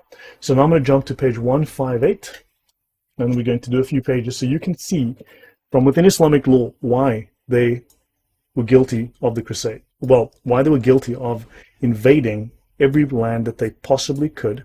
This is not an in-depth, full-depth discussion. I will do that another time when I talk about jihad. We're going to answer every question you've ever thought you had, and we're going to go in more depth than you knew there was. But for now, we just want to get an overview. Infidels must be called to the faith previous to making war upon them. That's in the sidebar here. Then it goes on to say, the Prophet Muhammad instructed his commanders to call the infidels to the faith, because the people will hence perceive that they are attacked for the sake of religion and not for the sake of taking their property. So Muslims must attack you for the sake of religion, and on this consideration it is possible that they may be induced to agree to the call in order to save themselves from the troubles of war. So they need to frighten you into just giving up. Now, notice they say here that they must call you to the faith. Now, of course, later on, as you read, every single Islamic injunction, and I mean every single one, without exception, has an out clause, has a but attached to it. So they'll say you must never slander the name of Allah under any circumstances, no matter what, except if you're forced to because you need to pretend to be a Christian, or because you don't want to come across as a jihadi and you want to allay suspicion. So if you need to do it, go ahead and do it. It's not a problem, but don't ever do it. But except anytime you need to, it's fine.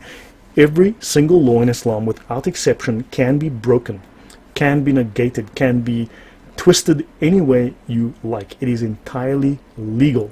But that's a discussion for another day, right?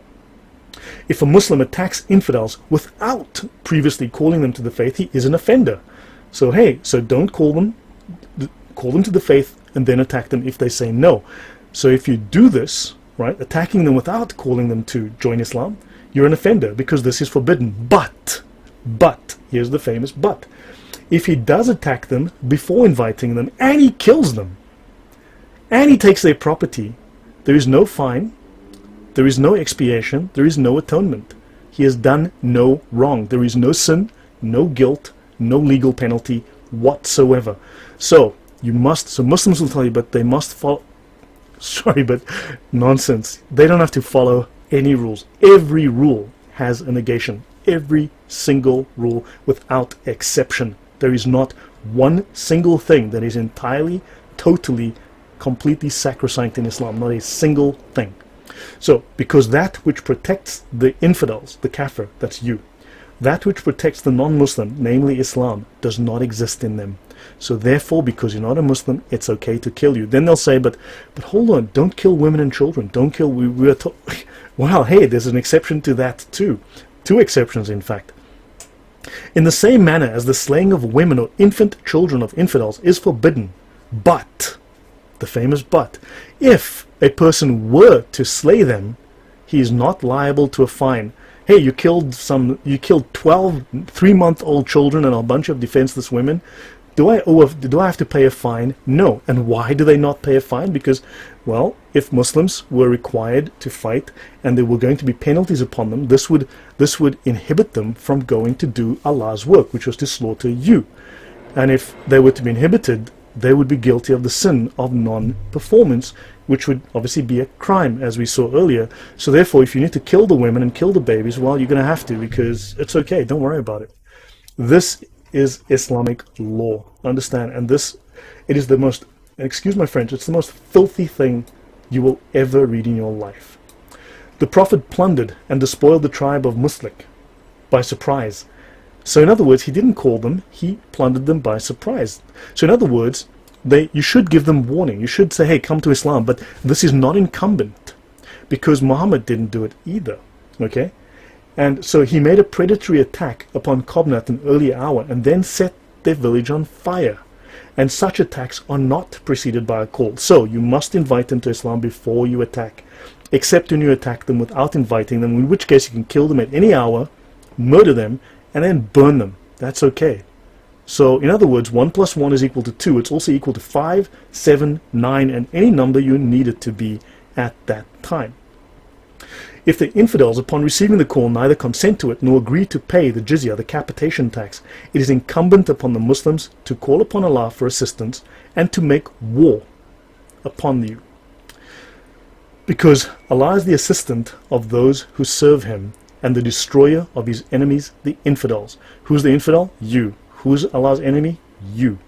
So that is very, very interesting. So 159. So now I'm going to jump across to 160. We'll go to 160. And remember, this is all sanctified by the law. All of this. Breaking of every single rule of war that Muslims will say, don't burn trees. That's a lie, because you will find that they have rules that say, well, do not burn the trees. That's wrong. Except if you need to burn the trees, then don't worry about it. Just burn the trees. Understand? This is the constant. They can even kill their own people. They're allowed to kill their own in the process of making war. They're forgiven for that too. So now I'm going to go to the last page here, 168, and in the Hedaya, we're just going to finish up on this. You need to understand this. Now, they'll say that, look, a single Muslim should not go out and make war upon you because there's no caliph. There is no caliphate. Therefore, he's not empowered by the caliph. to take action, except when there's no caliph, in which case the Muslim has to take action because there's no caliph. So the caliph has to give permission to the Muslim to go and make individual lone wolf jihad. That's why there are these packs of lone wolves out there in Europe and America and so on, or have been. So there needs to be a caliph to call this, except when there's no caliph, in which case Muslims must take it upon themselves. So you see, there must be a caliph to do this, so they aren't real Muslims, except they're real Muslims because they have to do it on their own if there's no caliph. Any single Muslim is empowered to make war upon the infidels, wherefore they fear him. You are meant to fear the Muslims. You are meant to fear them. The object of fear is the object to which to look for protection, and a single Muslim is the object of fear. I hope this makes clear. I'm going to pause here for a moment before I go on. I'll be ending with another Sharia reference to back up and add to some of this. Harry, any questions or comments or thoughts?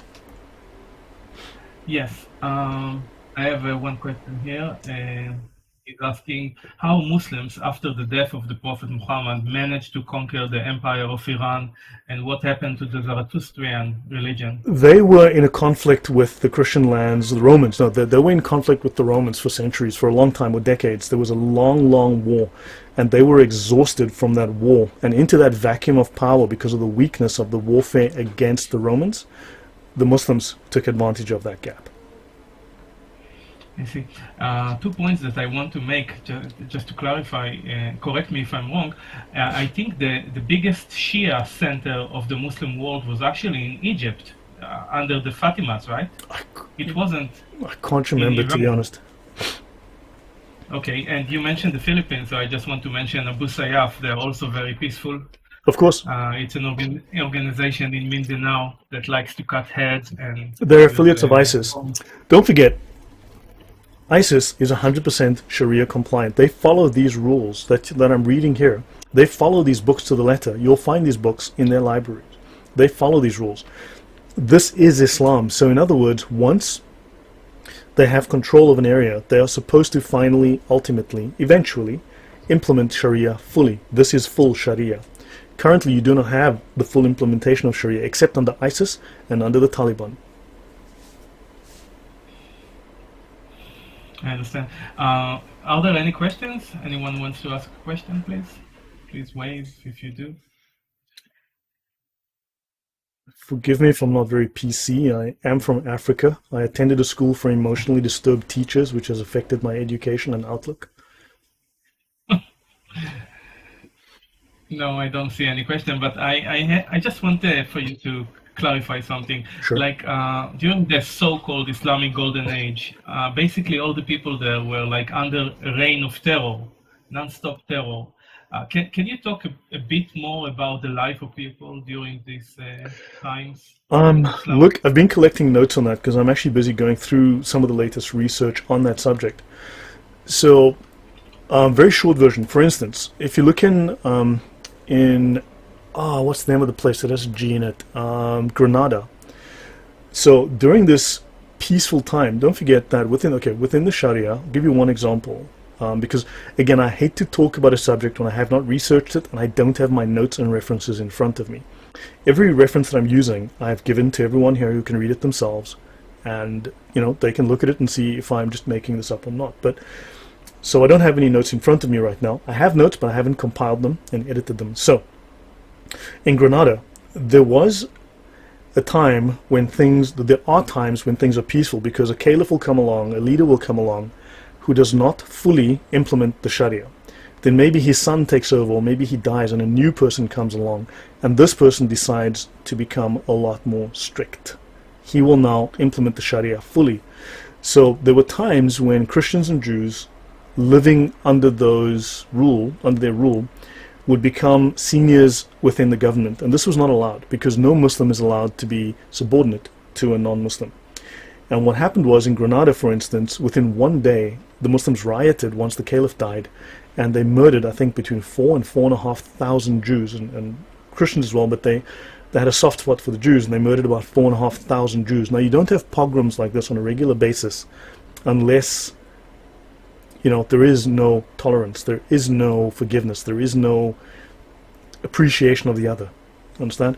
And also, they can point to long periods of time where there was no fighting, but this is because the others had learned, if you step out of line, you die. You step out of line, your daughter is raped, she's given to a Muslim as a sex slave, your house is burned down, your properties are taken, right? So they learned to just toe the line, keep their heads down and their mouths shut. Now, many of these Muslims that they claim to be Muslims who invented everything, many of them are often, or some are often Christians who happen to have Arab names. So these are simply, they've co-opted a lot of things. So there was the period of the golden era within Cordoba is actually a period of subjugation and totalitarianism, and that's something I can go into on another time once I finish the slides and we go through the records, you go through the proper historical records. But there was no golden age of Islam. It was all plagiarism, it is all theft. Because they don't produce, they steal from slaves who work. It's extortion. I'll pause there. Thank you. Any questions, guys? Yeah, we have a question. One moment.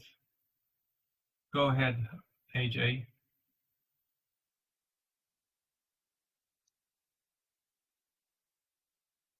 Jerry H, can you ask a question? Hello, Hello there. you can hear me? Yes, I can. Thank you.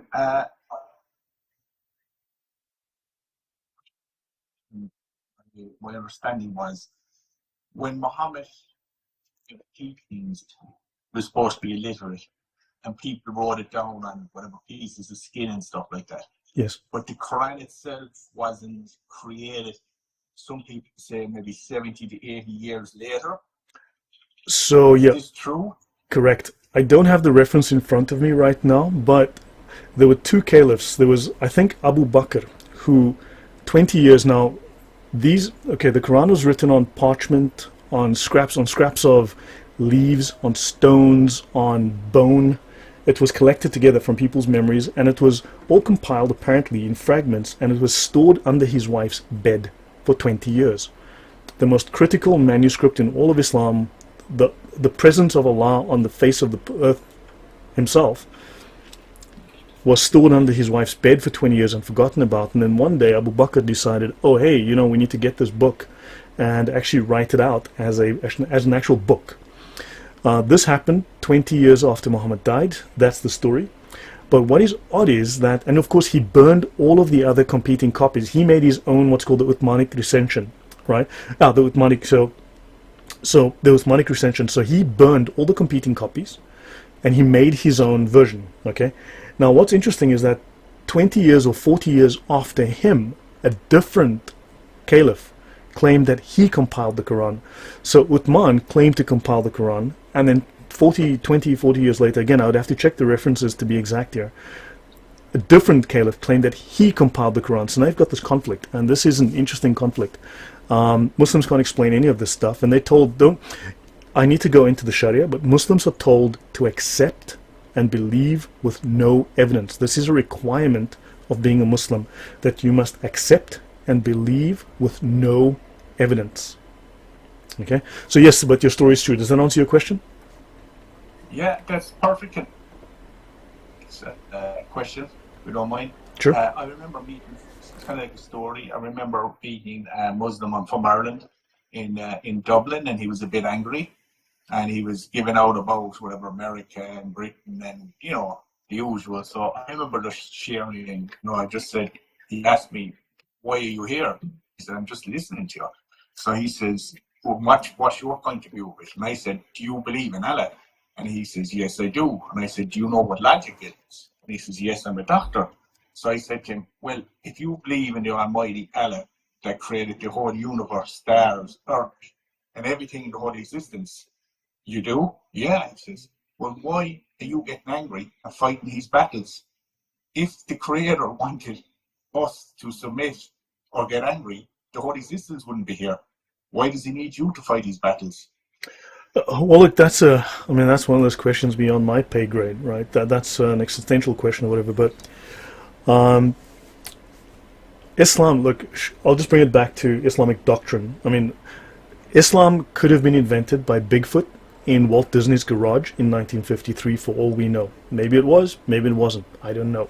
But What it might have been, could have been, should have been, doesn't matter. What it is what is important. We need to deal with reality. Islam is a religion of war. It is not a religion of peace, and none of the early scholars ever claimed that. They were proud of their warfare. They were proud of their slavery. They were proud of their sex slavery. They were proud of their conquests. So this is a modern invention.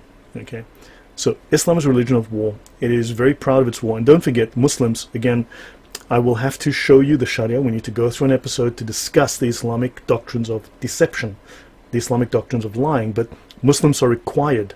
Now, I'll make this simple. Islam has a different moral basis than Judaism, than Christianity, than Western morality. Okay, communism is, of course, is not what I would call Western morality, right? So Muslims are required by law to lie to you. They are required by law of Allah and Muhammad to lie to you, to defend Islam, to present Islam in the best possible light. They are obligated, with no choice, to lie to you. So Muslims must, without option, lie to you to present Islam in a good manner. We can discuss this at another time. This is their law, and this is in their second most read Islamic holy text called the Ihya Ulum al-Din by a man called Al-Ghazali, who is the second most important scholar in Islam after Muhammad himself.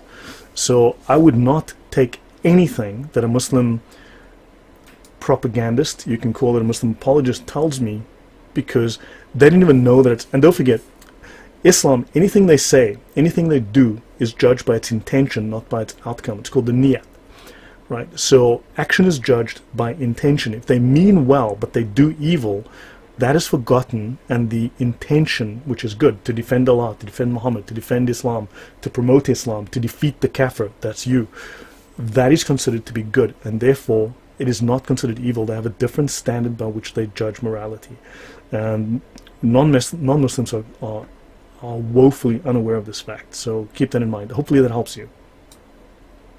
Thank you very much. Perfect. Any more questions, guys? Please Any wave. Any comments from you, Harry, on what I've said? Any sort of feedback, or just to play devil's advocate or whatever the case might be? I cannot do the devil's advocate. I am definitely on your side.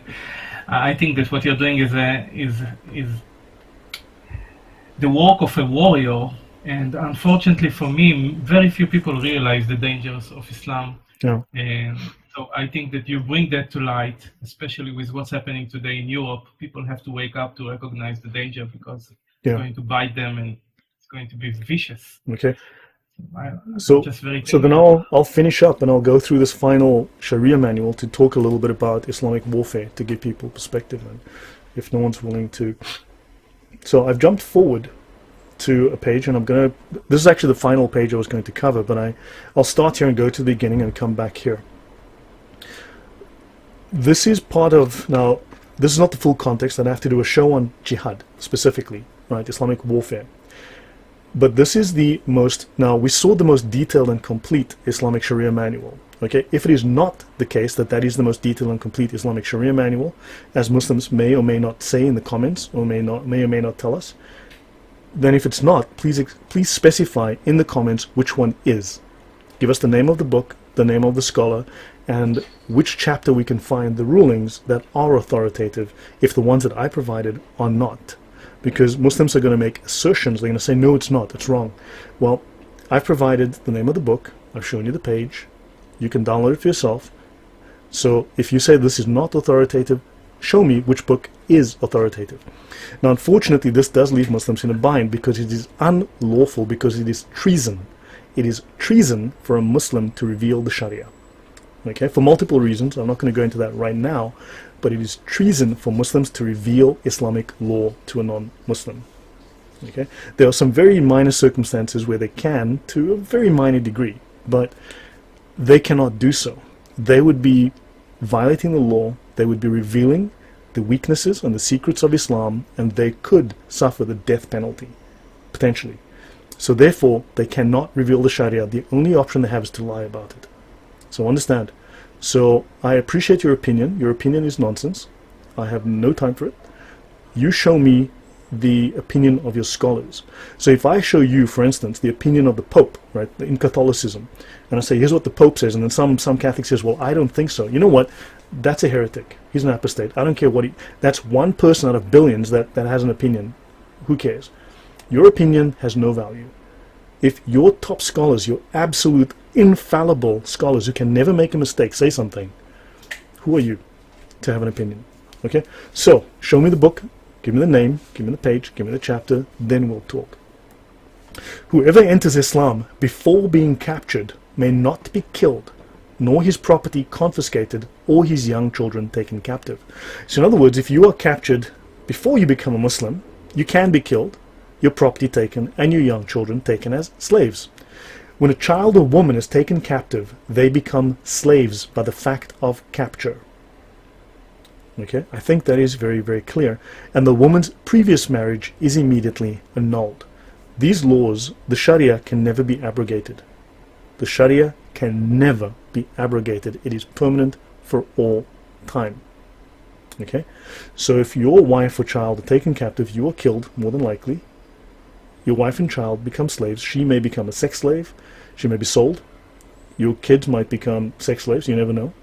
They could be used to work. They could be sold for money. They could be used as janissaries, as soldiers, right? And her marriage is immediately annulled so that the slave owner can have his way with her. So now I am going to jump to the beginning, and let's have a quick look through this. And now understand that these Sharia manuals are written by scholars who often whitewash them, who will often, let's say, not translate them entirely accurately. Okay, so you need to get second and third opinions on these things to see the truth. Even in this manual, there are certain sections which the translator has added, which do not exist in the original Arabic. So they're not completely, some section, not all of it. Okay, this manual is the most authoritative. Now, it's not as detailed as the Hedaya, but this one is the most common Islamic Sharia manual or Islamic sacred law manual in the world. This is called the Reliance of the Traveler. It is the most sold, it is the most bought, the most known, the most used Islamic sacred law manual on earth. Okay, and it is used by imams, used by sheikhs, used in court, etc. But it is also bought by common or garden variety Muslims to have at home. As a reference, it was designed as a single volume.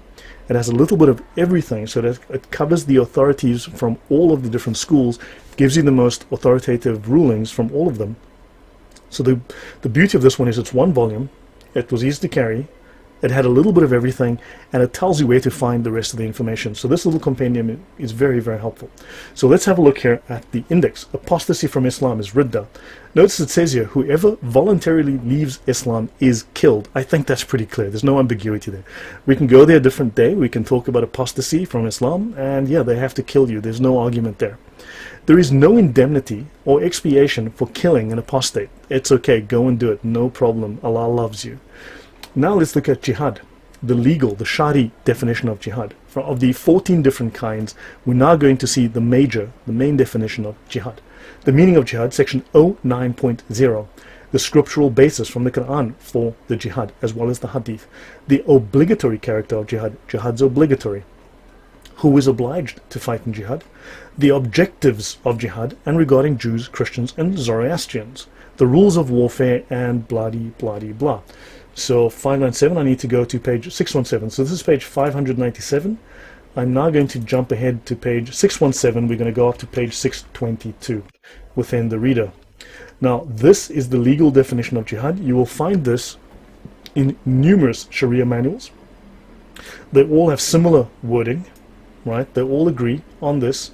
So you're not going to find any conflict of the one says it's like this and the other, they're all the same.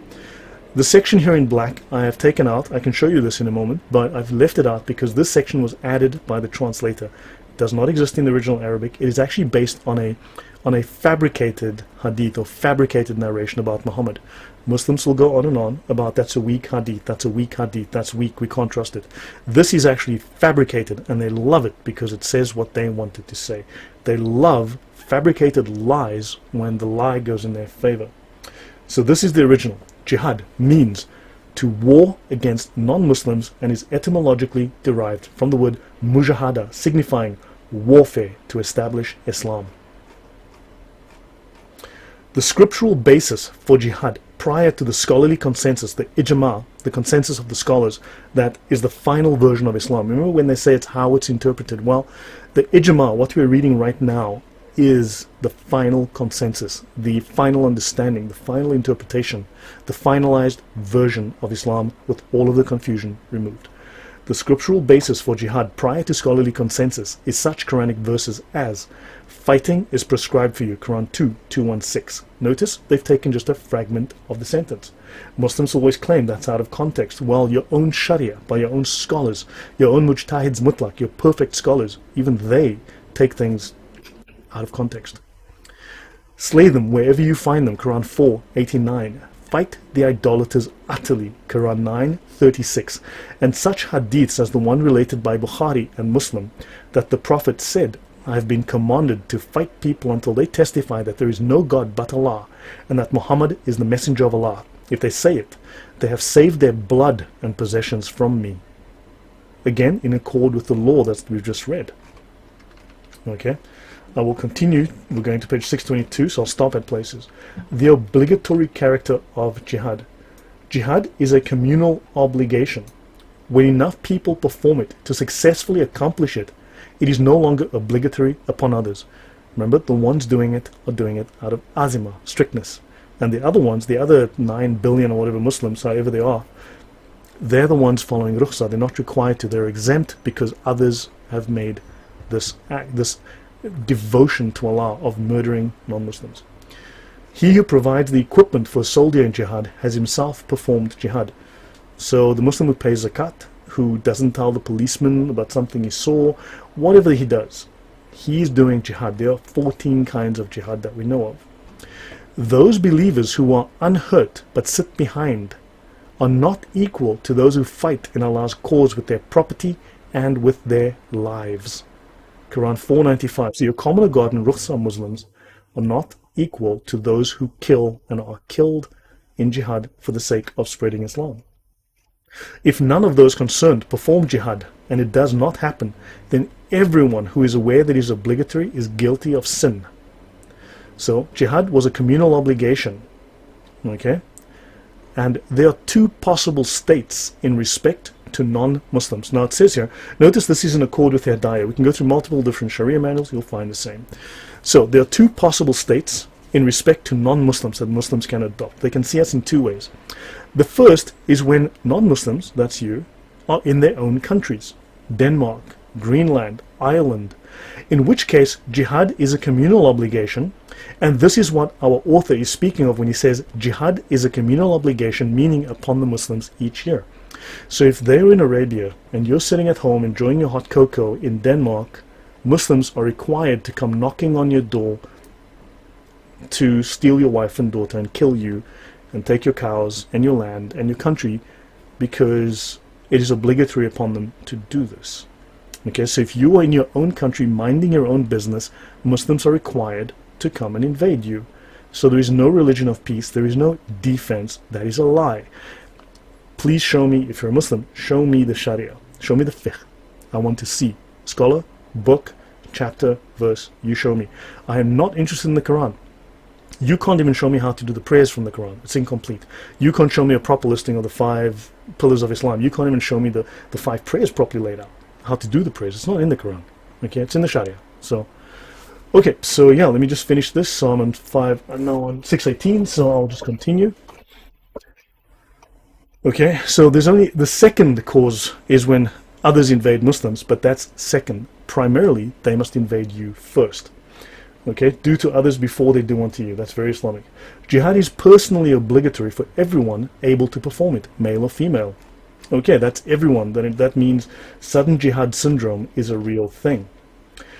Okay? Right, even Muslim women are obliged to fight. Now, who is obliged to fight in jihad?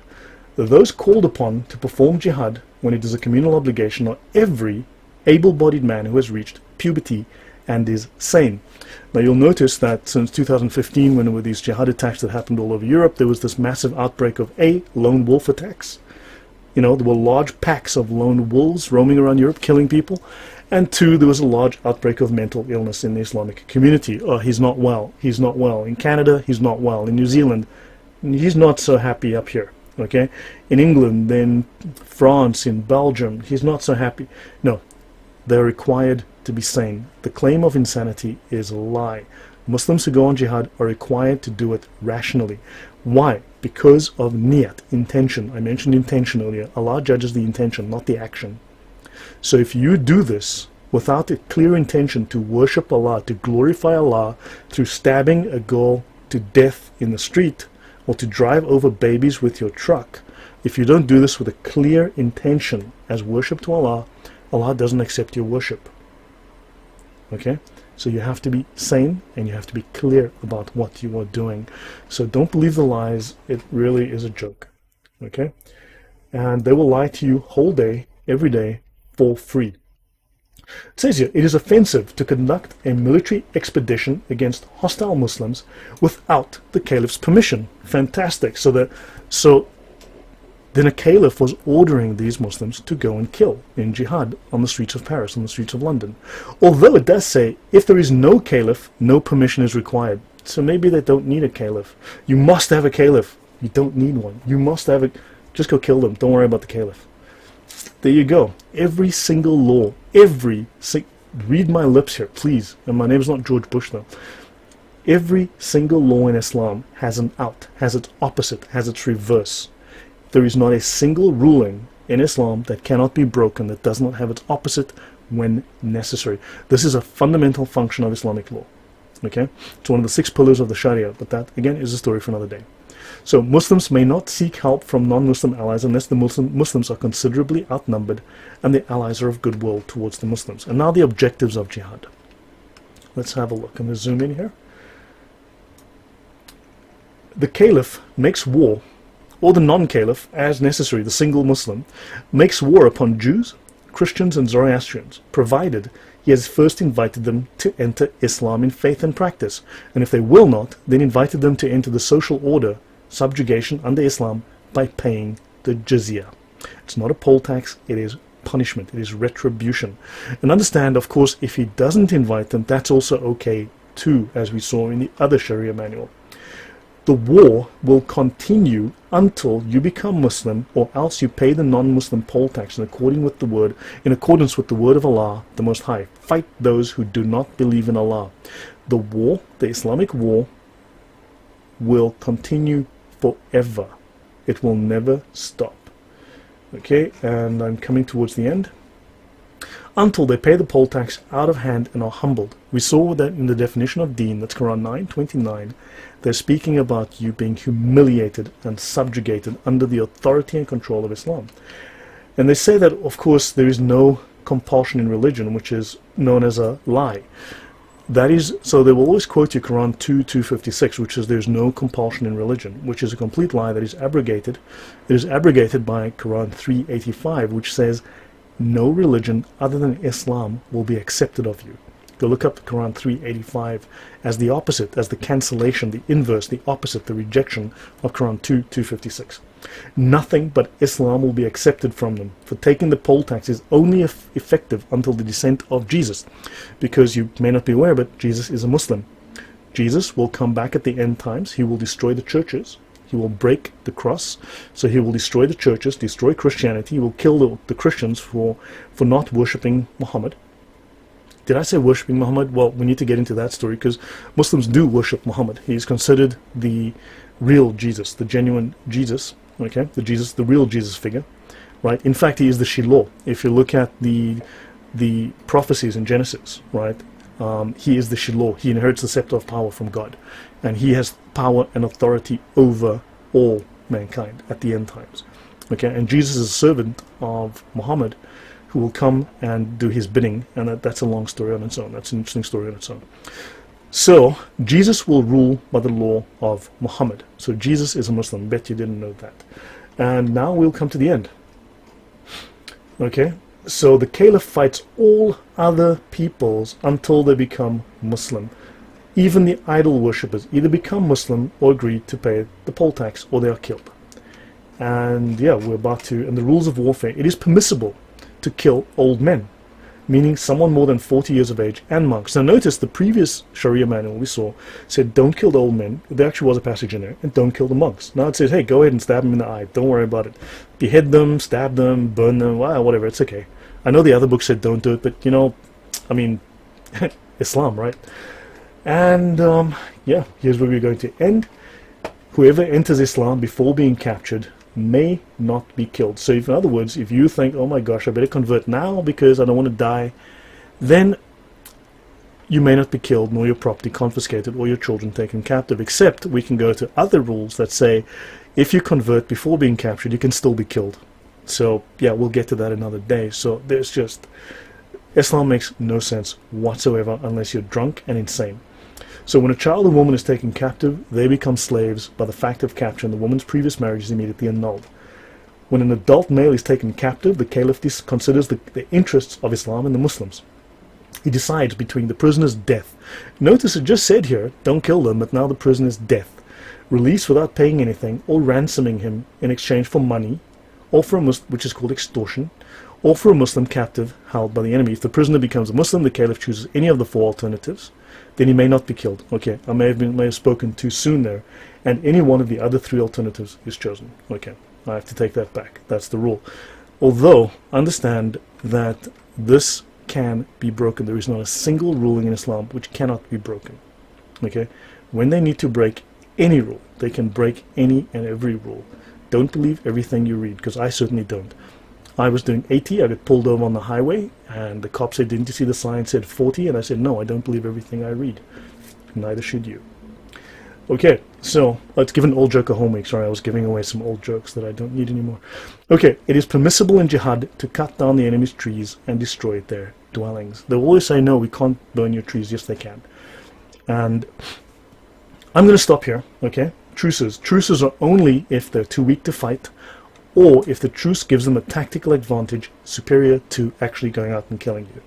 I will stop here. So hopefully we've now explained Islamic law, given you a solid perspective on Islamic international law, the laws of jihad, as well as why the Crusades were critical, and just how vicious the Islamic armies were, and why the Crusades were a heroic but very late defensive action to save Europe. And yeah, may come to the fact that we need to have a crusade again. I'll stop here. Thank you guys. I'll take questions. Any questions, guys? Please wave if you have a question. 1 second, we have a question. Okay. Dave DuPont, go ahead, please. Damn, I missed this presentation, and he came in a few minutes ago. It's recorded, you can hear it. It's the second episode already. Okay. How do you avoid triggering the followers? You cannot. Didn't think so. They're following, okay, so the primary doctrine, I showed this last week. We'll do this another time because I'll do a show on that subject entirely, but the primary doctrine in Islam derives from one or two Islamic verses, Quran 3:108 or Quran 3:104, depending who you ask. These are where Muslims are instructed to command the right and forbid the wrong. This is the primary, most fundamental, most important doctrine in Islam, commanding the right and forbidding the wrong. So they have to enforce the Sharia, in other words, enforce the Sharia on everybody, Muslim and non-Muslim. The Sharia applies to you too.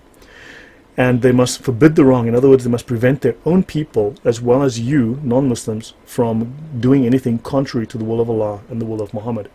So the commanding the right and forbidding the wrong has a number of escalating steps.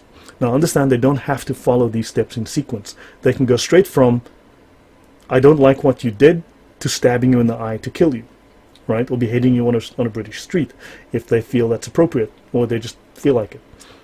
Now, typically, they need to provide you with information. They have to say to you, you know, according to Islam, according to the law, this is how it is, and you know, you shouldn't really do that or say that, right?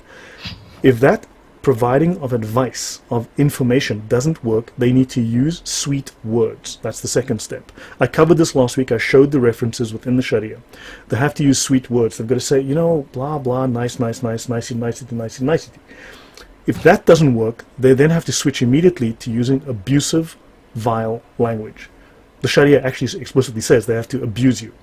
They have to use harsh, abusive language on you, basically calling you whatever, saying your mother is whatever, okay? They're allowed to say anything and everything. This is legal. If that doesn't work, they then have to use their hand. They must apply the law with their hand, okay? You can fill in your own blanks from there. If that doesn't work, if using their hand, in other words, they can break things and they can hit you, okay, or kick you, right? They're allowed to use force, right? They can smash things, they can break things, they can throw rocks. This is legal. The next step within the commanding the right and forbidding the wrong is then they're supposed to use intimidation. Notice they're first allowed to punch you in the face, and then if that doesn't work, then they must use intimidation. Not intimidation, then punch you. It's punch you, then intimidation. And this they say, if you don't stop doing this, I am going to fill in the blank. If that doesn't work, then they have to use weapons. And if weapons aren't sufficient, they need to bring a gang. And if a gang doesn't work, they need to bring a gang with weapons. These are the sequential steps of commanding the right, forbidding the wrong. And nothing you do is going to make them happy, because any criticism of Islam, as I showed last week, is considered illegal, and any slight against Islam is punishable by death. This is the law. Does that answer your question? Pretty much the conclusion I'd already come to, having studied the origins and its history. Thank you. Yeah, I can actually show you this. I can actually show this so that people can see this. I'm just busy opening this document and downloading it. Do you have any other questions? Is it true that games like chess, gammon and dice are haram? So yes, games are illegal. There's a reference within the Sharia that speaks of games. So games which reward Muslim men in such a way that it encourages them to go on jihad. So games that teach them how to kill, or games that incentivize them to kill and to go on war, those are legal. Anything that encourages them to go on jihad is permissible. But other games are considered a waste of time. I was specifically interested in chess. As to my knowledge, yes, look, I need to look. I hate to make an opinion if I don't have a clear answer with the reference book in front of me. But to my knowledge, the answer would be yes. Now, I'm not saying that chess wasn't played or hasn't been played.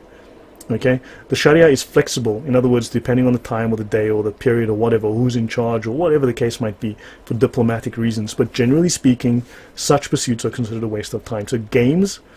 And also we would have to find the correct Sharia manual that discusses that in detail, or the scholar that has the writings on that are considered authoritative.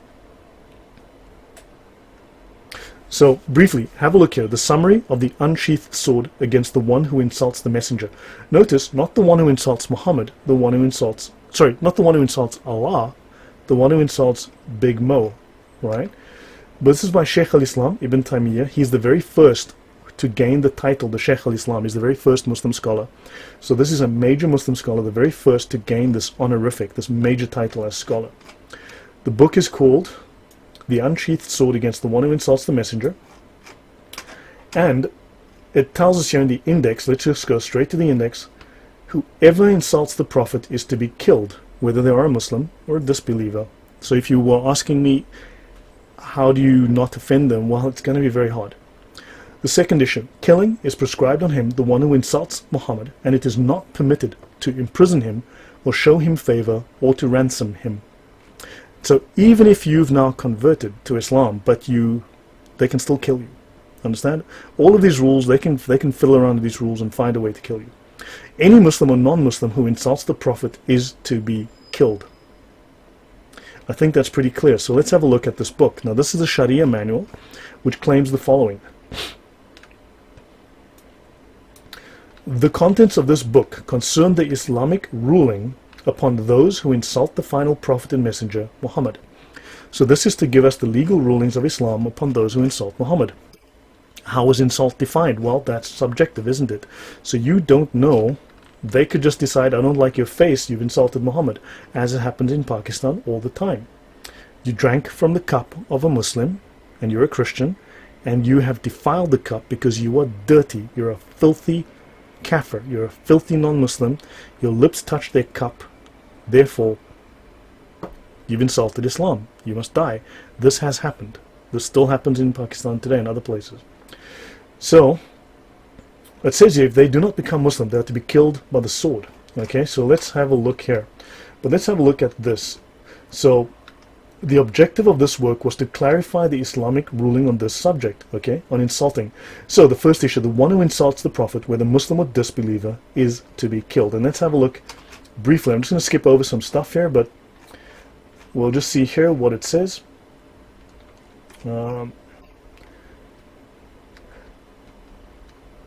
The Muslims have a consensus that whoever insults Allah or His Messenger or rejects anything from what has been revealed by Allah, such a person is a disbeliever. I do not know anyone who differed concerning the obligation of killing such a person. The scholars have consensus that whoever insults the Messenger, attributing a defect to him, such a person is a disbeliever. And what happens to disbelievers? So if you believe that Muhammad was not perfect, and Muslims are required to believe that Muhammad is perfect, well, you have just committed the crime of Sab al-Rasul. You have insulted the Messenger. The Muslim who insults is killed. There's no disagreement concerning this, okay, in the view of the four Imams. And the dhimmi is also killed, okay, and you are all dead from this. Does that clarify for you?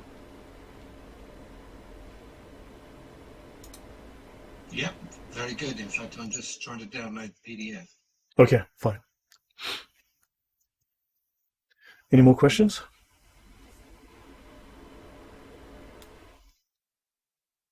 I cannot see anyone waving.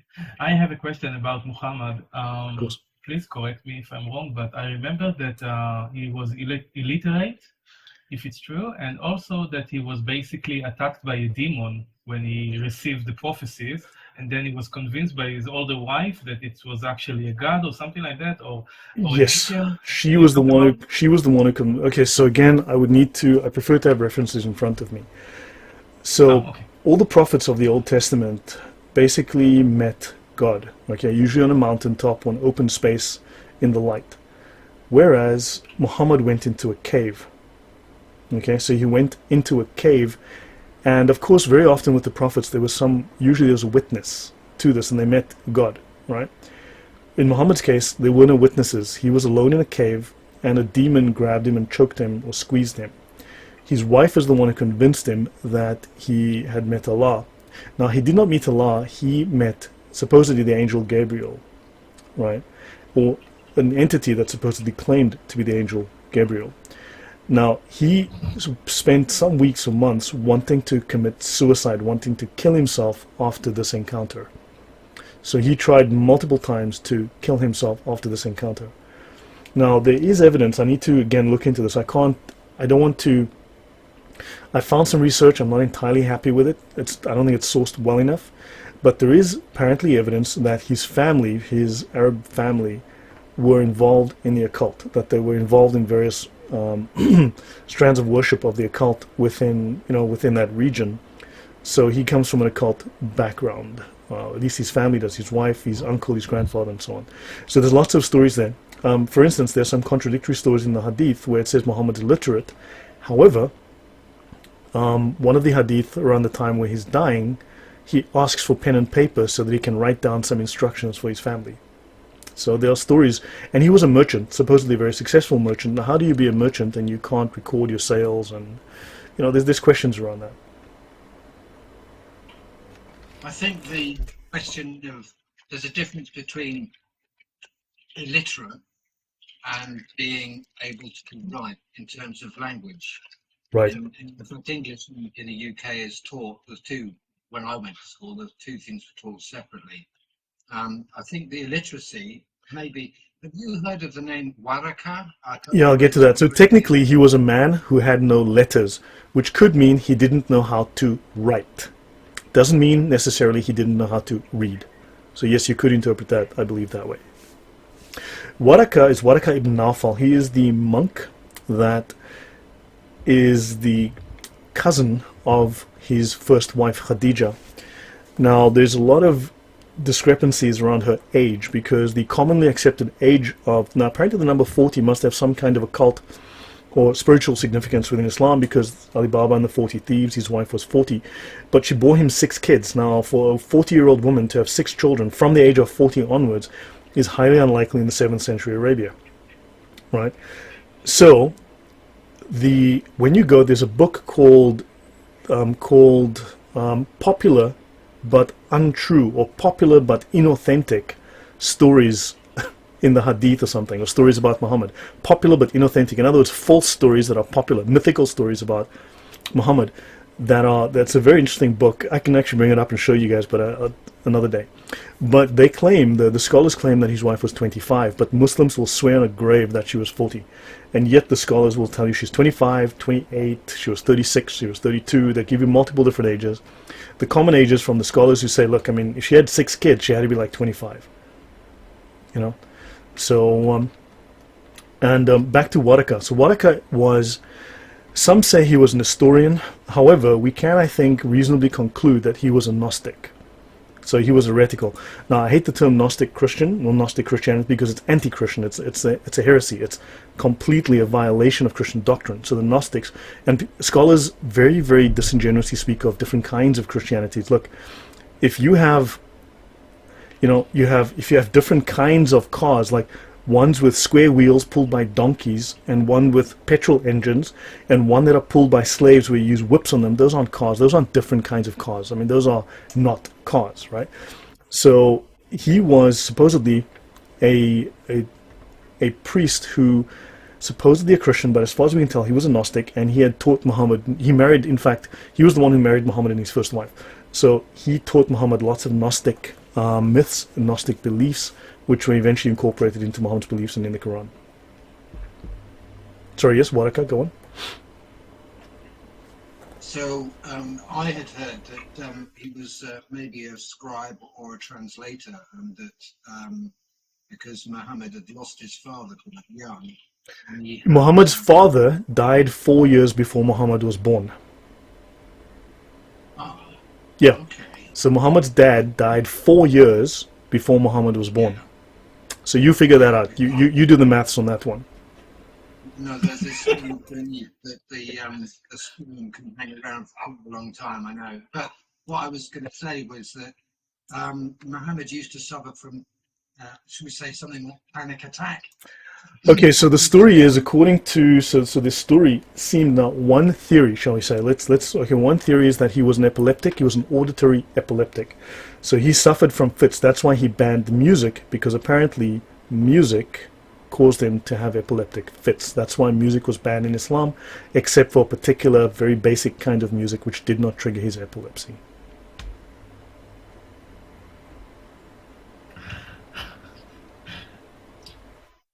There's more to that story. I'm not going to tell you now because then it's going to sound like I'm telling you about UFOs and Bigfoot. So let me not go there. We can do that another day. But yeah, there's another strand on that. Okay, we have another question. Jer H, can you go ahead?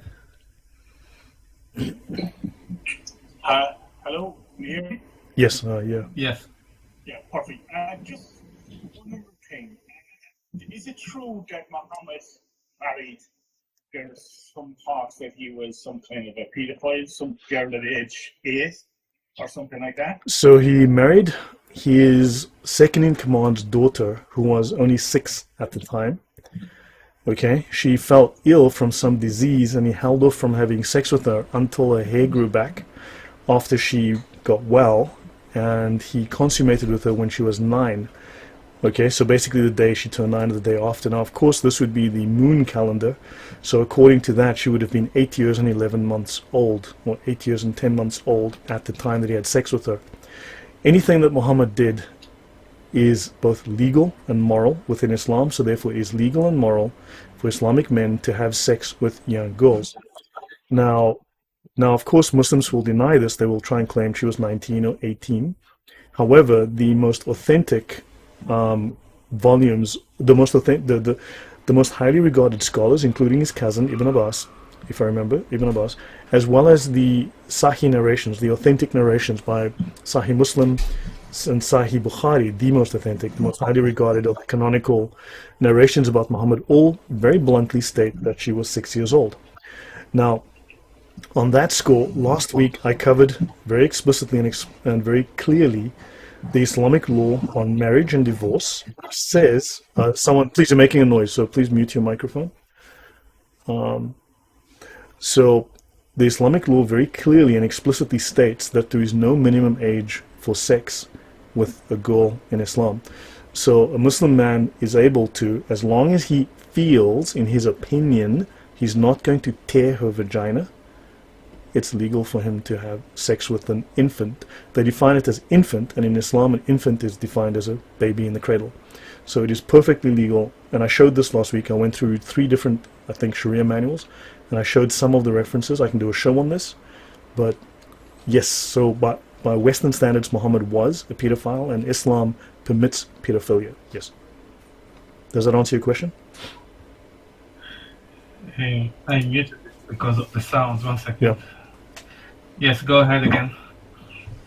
Yeah, no, I kind of heard that. Okay, it's a bit disturbing, to be honest. You know, one of my friends is just an adopted on Islam, and he's after converted. You know, and to be honest, I know a lot of Muslims, and the majority wouldn't know any of this stuff. Like, you know what I mean? They're supposed to be Catholics in Ireland, like, who, you know, and no one practices it anymore or stuff like that. So like all these new Muslims coming up, like I've heard of none of this stuff that you're talking about. You know, I've heard of bits and pieces from documentaries and stuff like that. But you know, if you say it to a Muslim, they go, "Oh no, it's about peace, it's about love, it's about this," you know.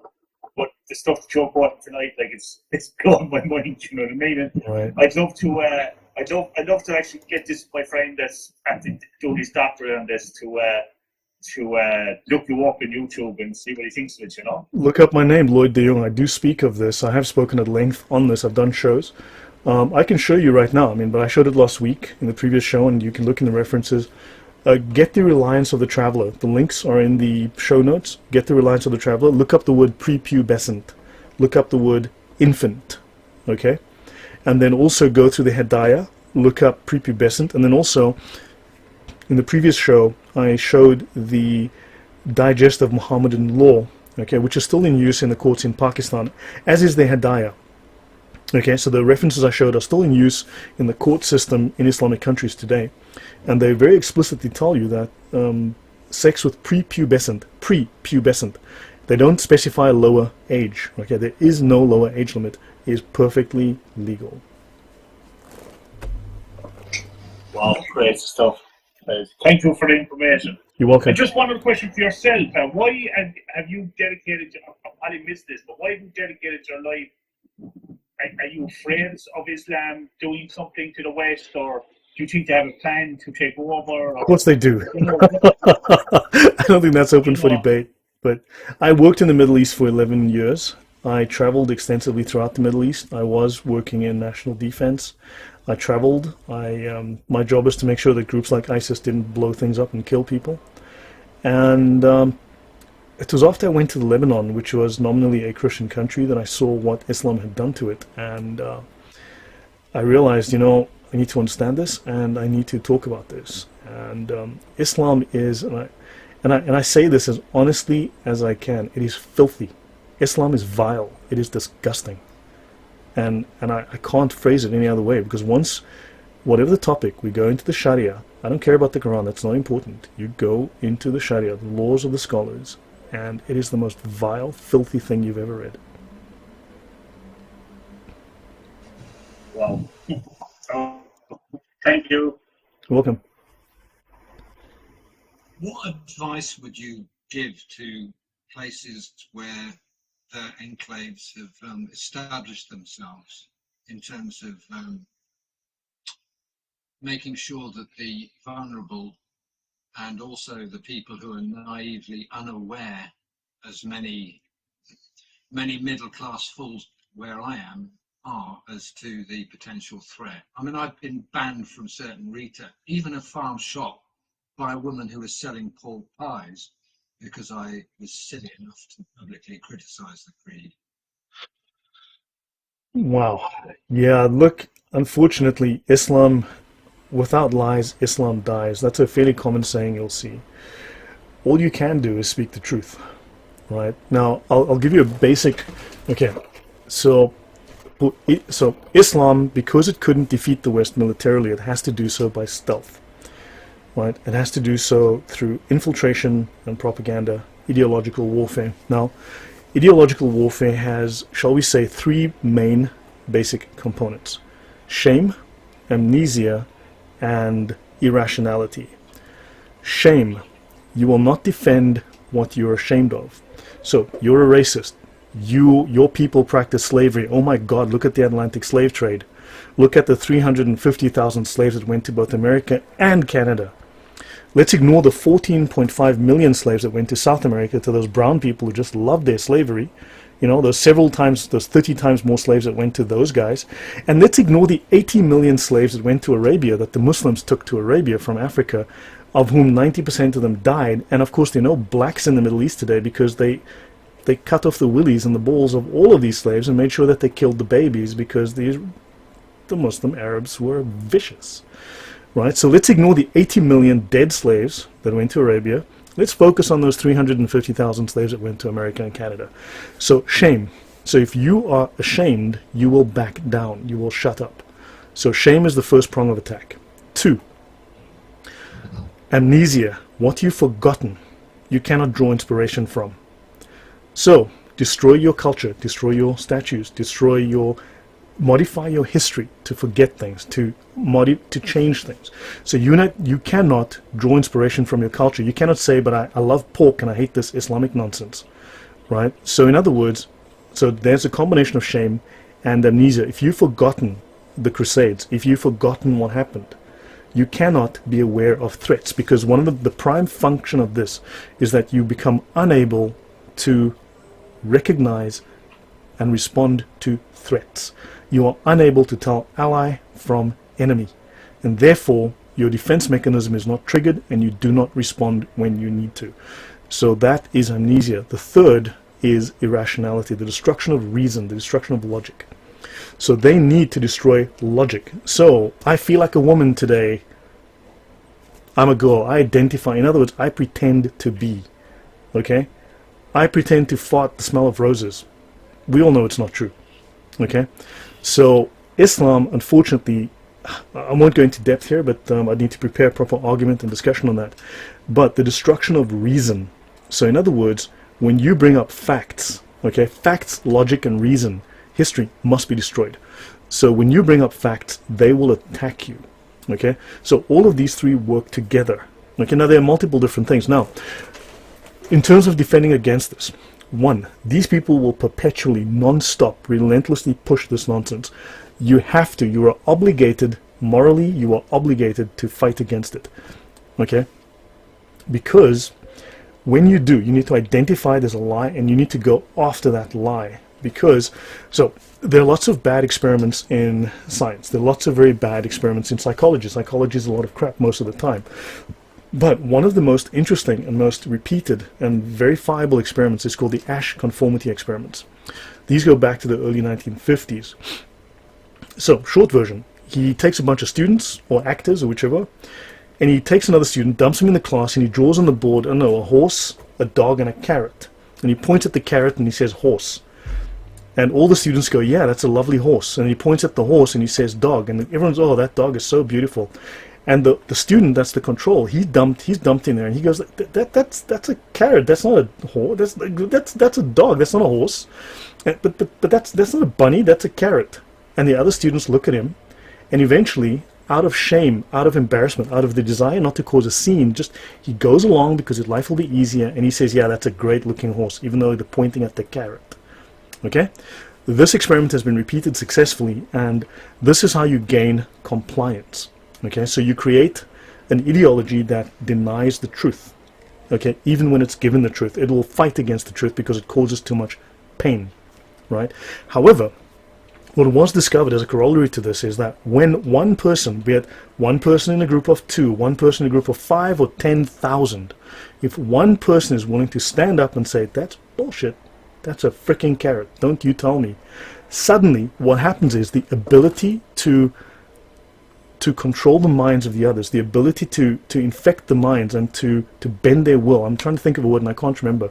But the ability to to brainwash them is reduced by 80%.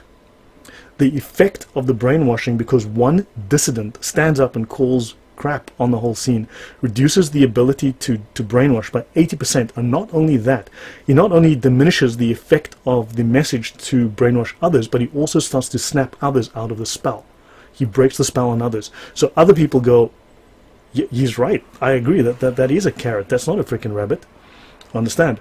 So the truth is critically important. You are morally obligated to tell the truth in that case. You must do it. And they're going to lie. And the problem is that while they magic, if you want to call it that, while their propaganda, their ideology is powerful, it is fragile. It is very fragile. It's like you take a bucket of milk and you put one drop of black ink in it. You cannot unsee the black ink. You cannot unsee that drop. And this is what happens. So therefore you are obligated to speak up. Does that help you? Does that answer your question? In other words, the emperor has no clothes.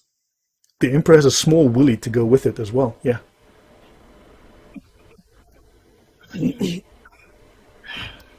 Yeah. Anyone has questions about willies? So, how many women did Muhammad go through?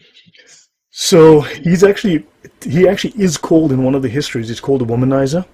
So it's Muslim men are allowed to have 4 wives. So he's known to have at one time, he had 11 wives at the same time. But if you look at the number of women he divorced and remarried, he had, it seems like throughout his career as a prophet, in his 23 years as a prophet, he had 22 wives. The perfect man. Have you heard of the guy who invites Muslims onto his live shows called The Christian Prince or Shake Your Booty? Yeah, I know of them. Look, I've invited Muslims on to discuss the Sharia, to go through the manuals of the schools, and they all run away from me like their hair's on fire. But yeah, I know Christian Prince. Yeah, he's studied Islam at seminary. And I must admit, though, that I'm the only person on earth, as far as I know, that discusses the Islamic law, the Sharia. No one else does, to my knowledge. They all believe they do. They think they do. They're just reading the Quran and the Hadith. None of them actually go into the Sharia, because the Hadith are not authoritative, nor is the Tafsir. The Sharia is the Sharia. That's the final version of Islam. But yeah, sorry. On you, do you have a point around Christian Prince? Well, it was through coming across him and the fact that my youngest child was going to a school where there's close to 90% followers, I'll call them, from Pakistan too, that it caused me to start to study, and I'd lived amongst them as well in terms of the neighborhood, and it caused me to study their belief system, you know, that old thing with know thine enemy. Correct. And so I acquired a Quran, and I've been going through effectively analyzing it, because the translation is rubbish and it's distorted. Of course it is. So I was using the services of Christian Prince, who is an Arab and therefore fluent, in order to pick it apart. And you're right, when you encounter the imams or even go into the dawah groups, they do not want you there. I've embarrassed them, I've humiliated them, because quite bluntly, I know the Sharia better than they do. I'm better trained in this than most imams. So I know the rules. They can't lie to me. They can try, but I can mop the floor with them, so I'll get banned in a minute. Yes, Harry? How many Sharia are there regarding Islam? Is that like one system? Islam is one religion. So, there are 4 major schools of jurisprudence, schools of Islamic law. There are multiple. Look, there's probably 50, I don't know, a billion schools of Islamic law. But only 4 have come through and are recognized as valid. Okay? Because the imams who founded them have, according to the Islamic scholars, achieved safety from error. Okay? And these are called the Mujtahids Mutlaq, the absolute scholars, the perfect scholars, the scholars who have a perfect understanding, a perfect application, and are free from error. Okay? In fact, they're so perfect that they have fixed the errors of Muhammad. Okay? Because Muhammad made errors, and that's why Allah had to abrogate alter, cancel, and change things in the Quran because Muhammad forgot things and Muhammad made mistakes, right? So there are four schools: the Hanafi, the Hanbali, the Maliki, and the Shafi. The Hanbali are a minority school, probably 5% of Muslims or something, give or take.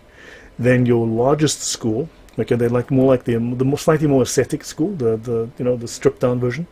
Then you've got the Hanafis, who are the largest number of Muslims, and then you have this competition between the Hanafi and the Maliki, the Shafi and the Maliki. These are the names of the scholars, right? Now, for instance, Shafi had a very massive outsized influence on the creation of the Islamic law. However, his own teachings were at the time considered very primitive, and his writings have been absorbed and enhanced and improved upon, and in some cases they become obsolete, and they've been replaced by the writings of scholars after him. So there are four major schools, and then there's one school within the Shia. There's multiple schools. I mean, there's billions of them probably, but there's the Jafari school within Shia Islam, who the Sunnis actually recognize. So there are 5 schools of jurisprudence that are taken as authoritative and correct. Although they're not separate religions, they're just different denominations of the one religion.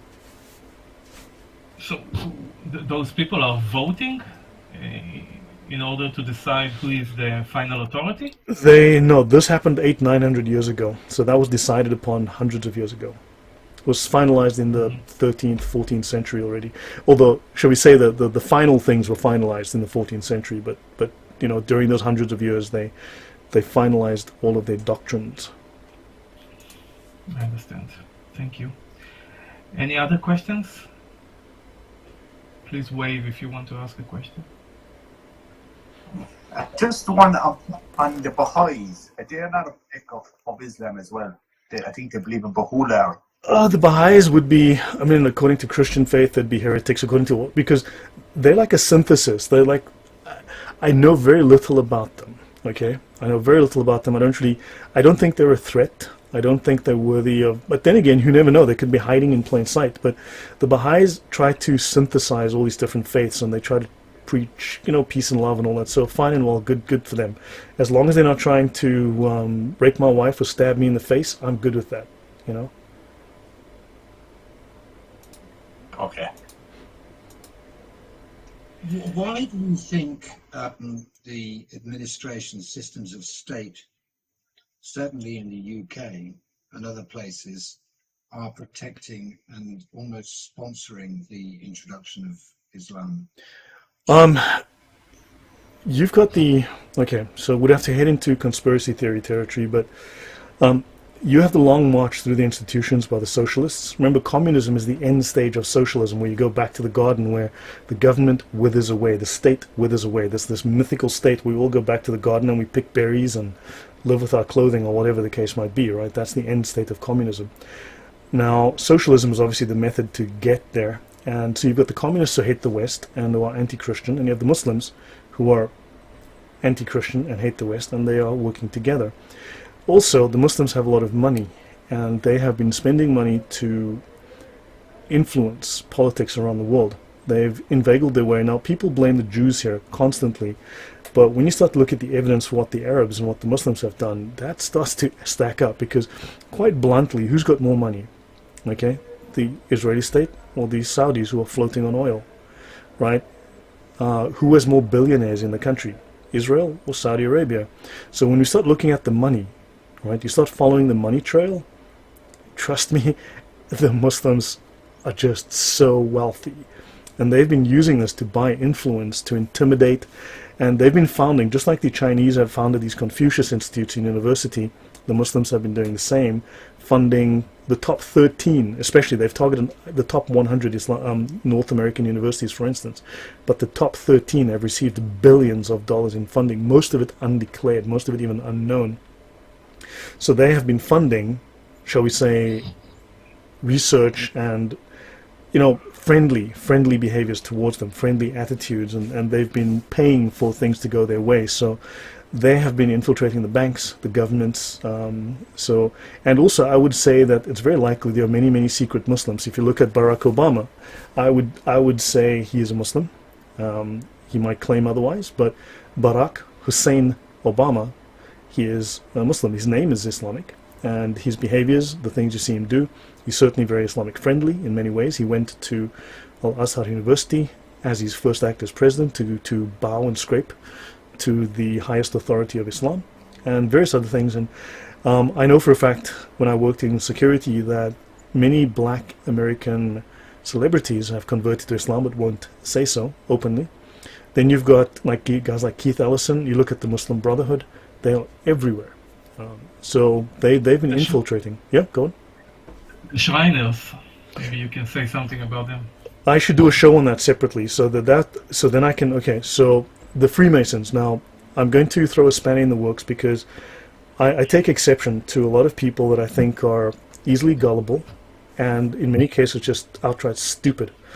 And I had years of grief from a lot of these people, as you know, Harry, from my previous discussion.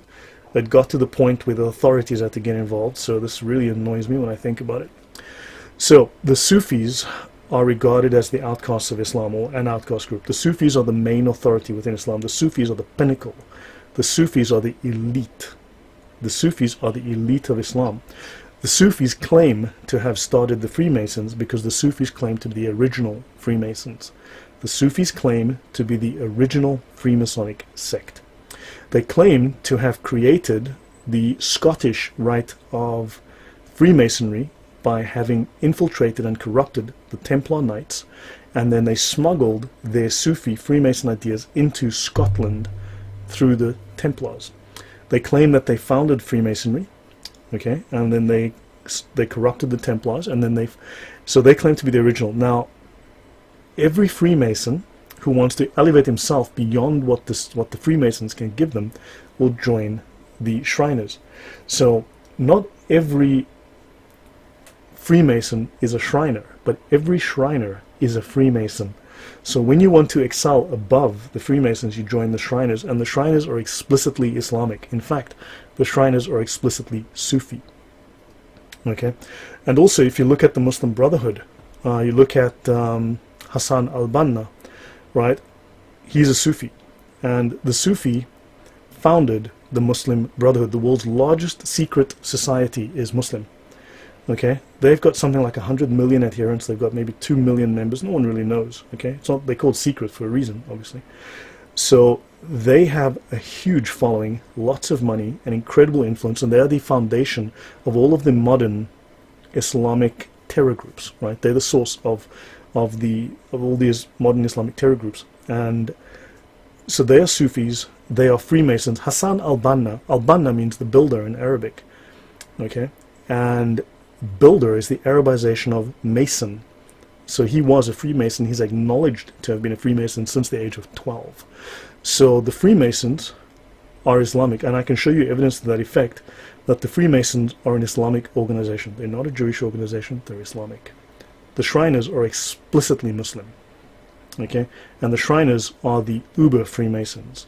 So I'll leave it at that. That's a discussion for another day. But people who don't know Islam have a lot to say, and they really should stop talking. Is it all related to money from Manichaeism? I forgot. Manichaeism. No, Manichaeism is a syncretist Gnostic faith, which was very influential, had a huge impact on Islam. In fact, it influenced Muhammad's beliefs because it was heavily propagated, and it survived in Arabia until the 4th century, late 4th century, something like that.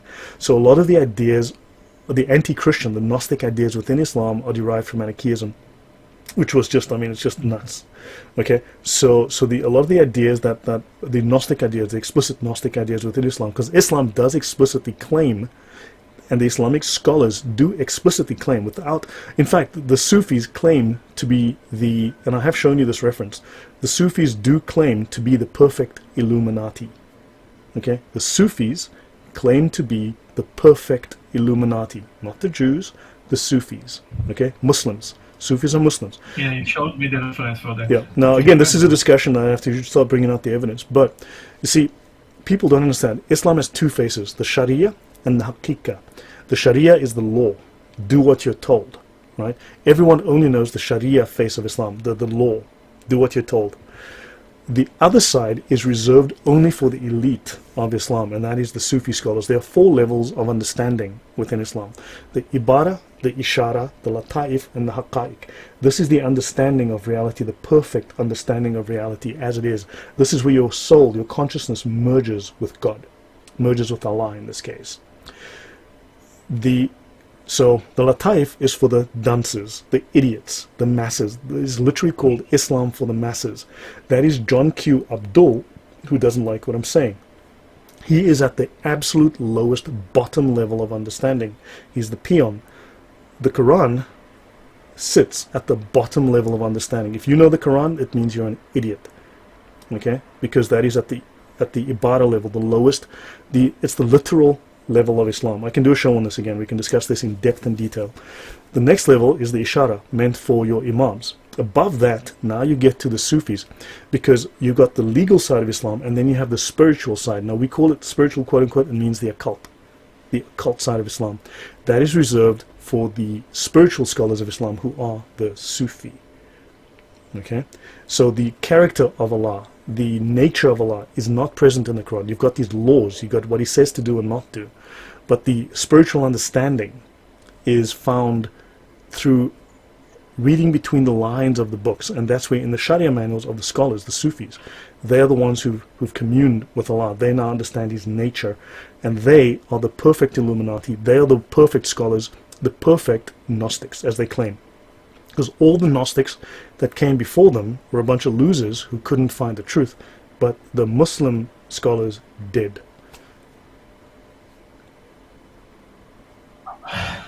Okay. Anyway, I think if it's okay with you, we will finish for tonight. Okay. Is that okay? Sure. I'm done. My throat's hurting anyway. So thank you so much from the bottom of my heart. God bless you for everything that you do. This is incredible, incredible work.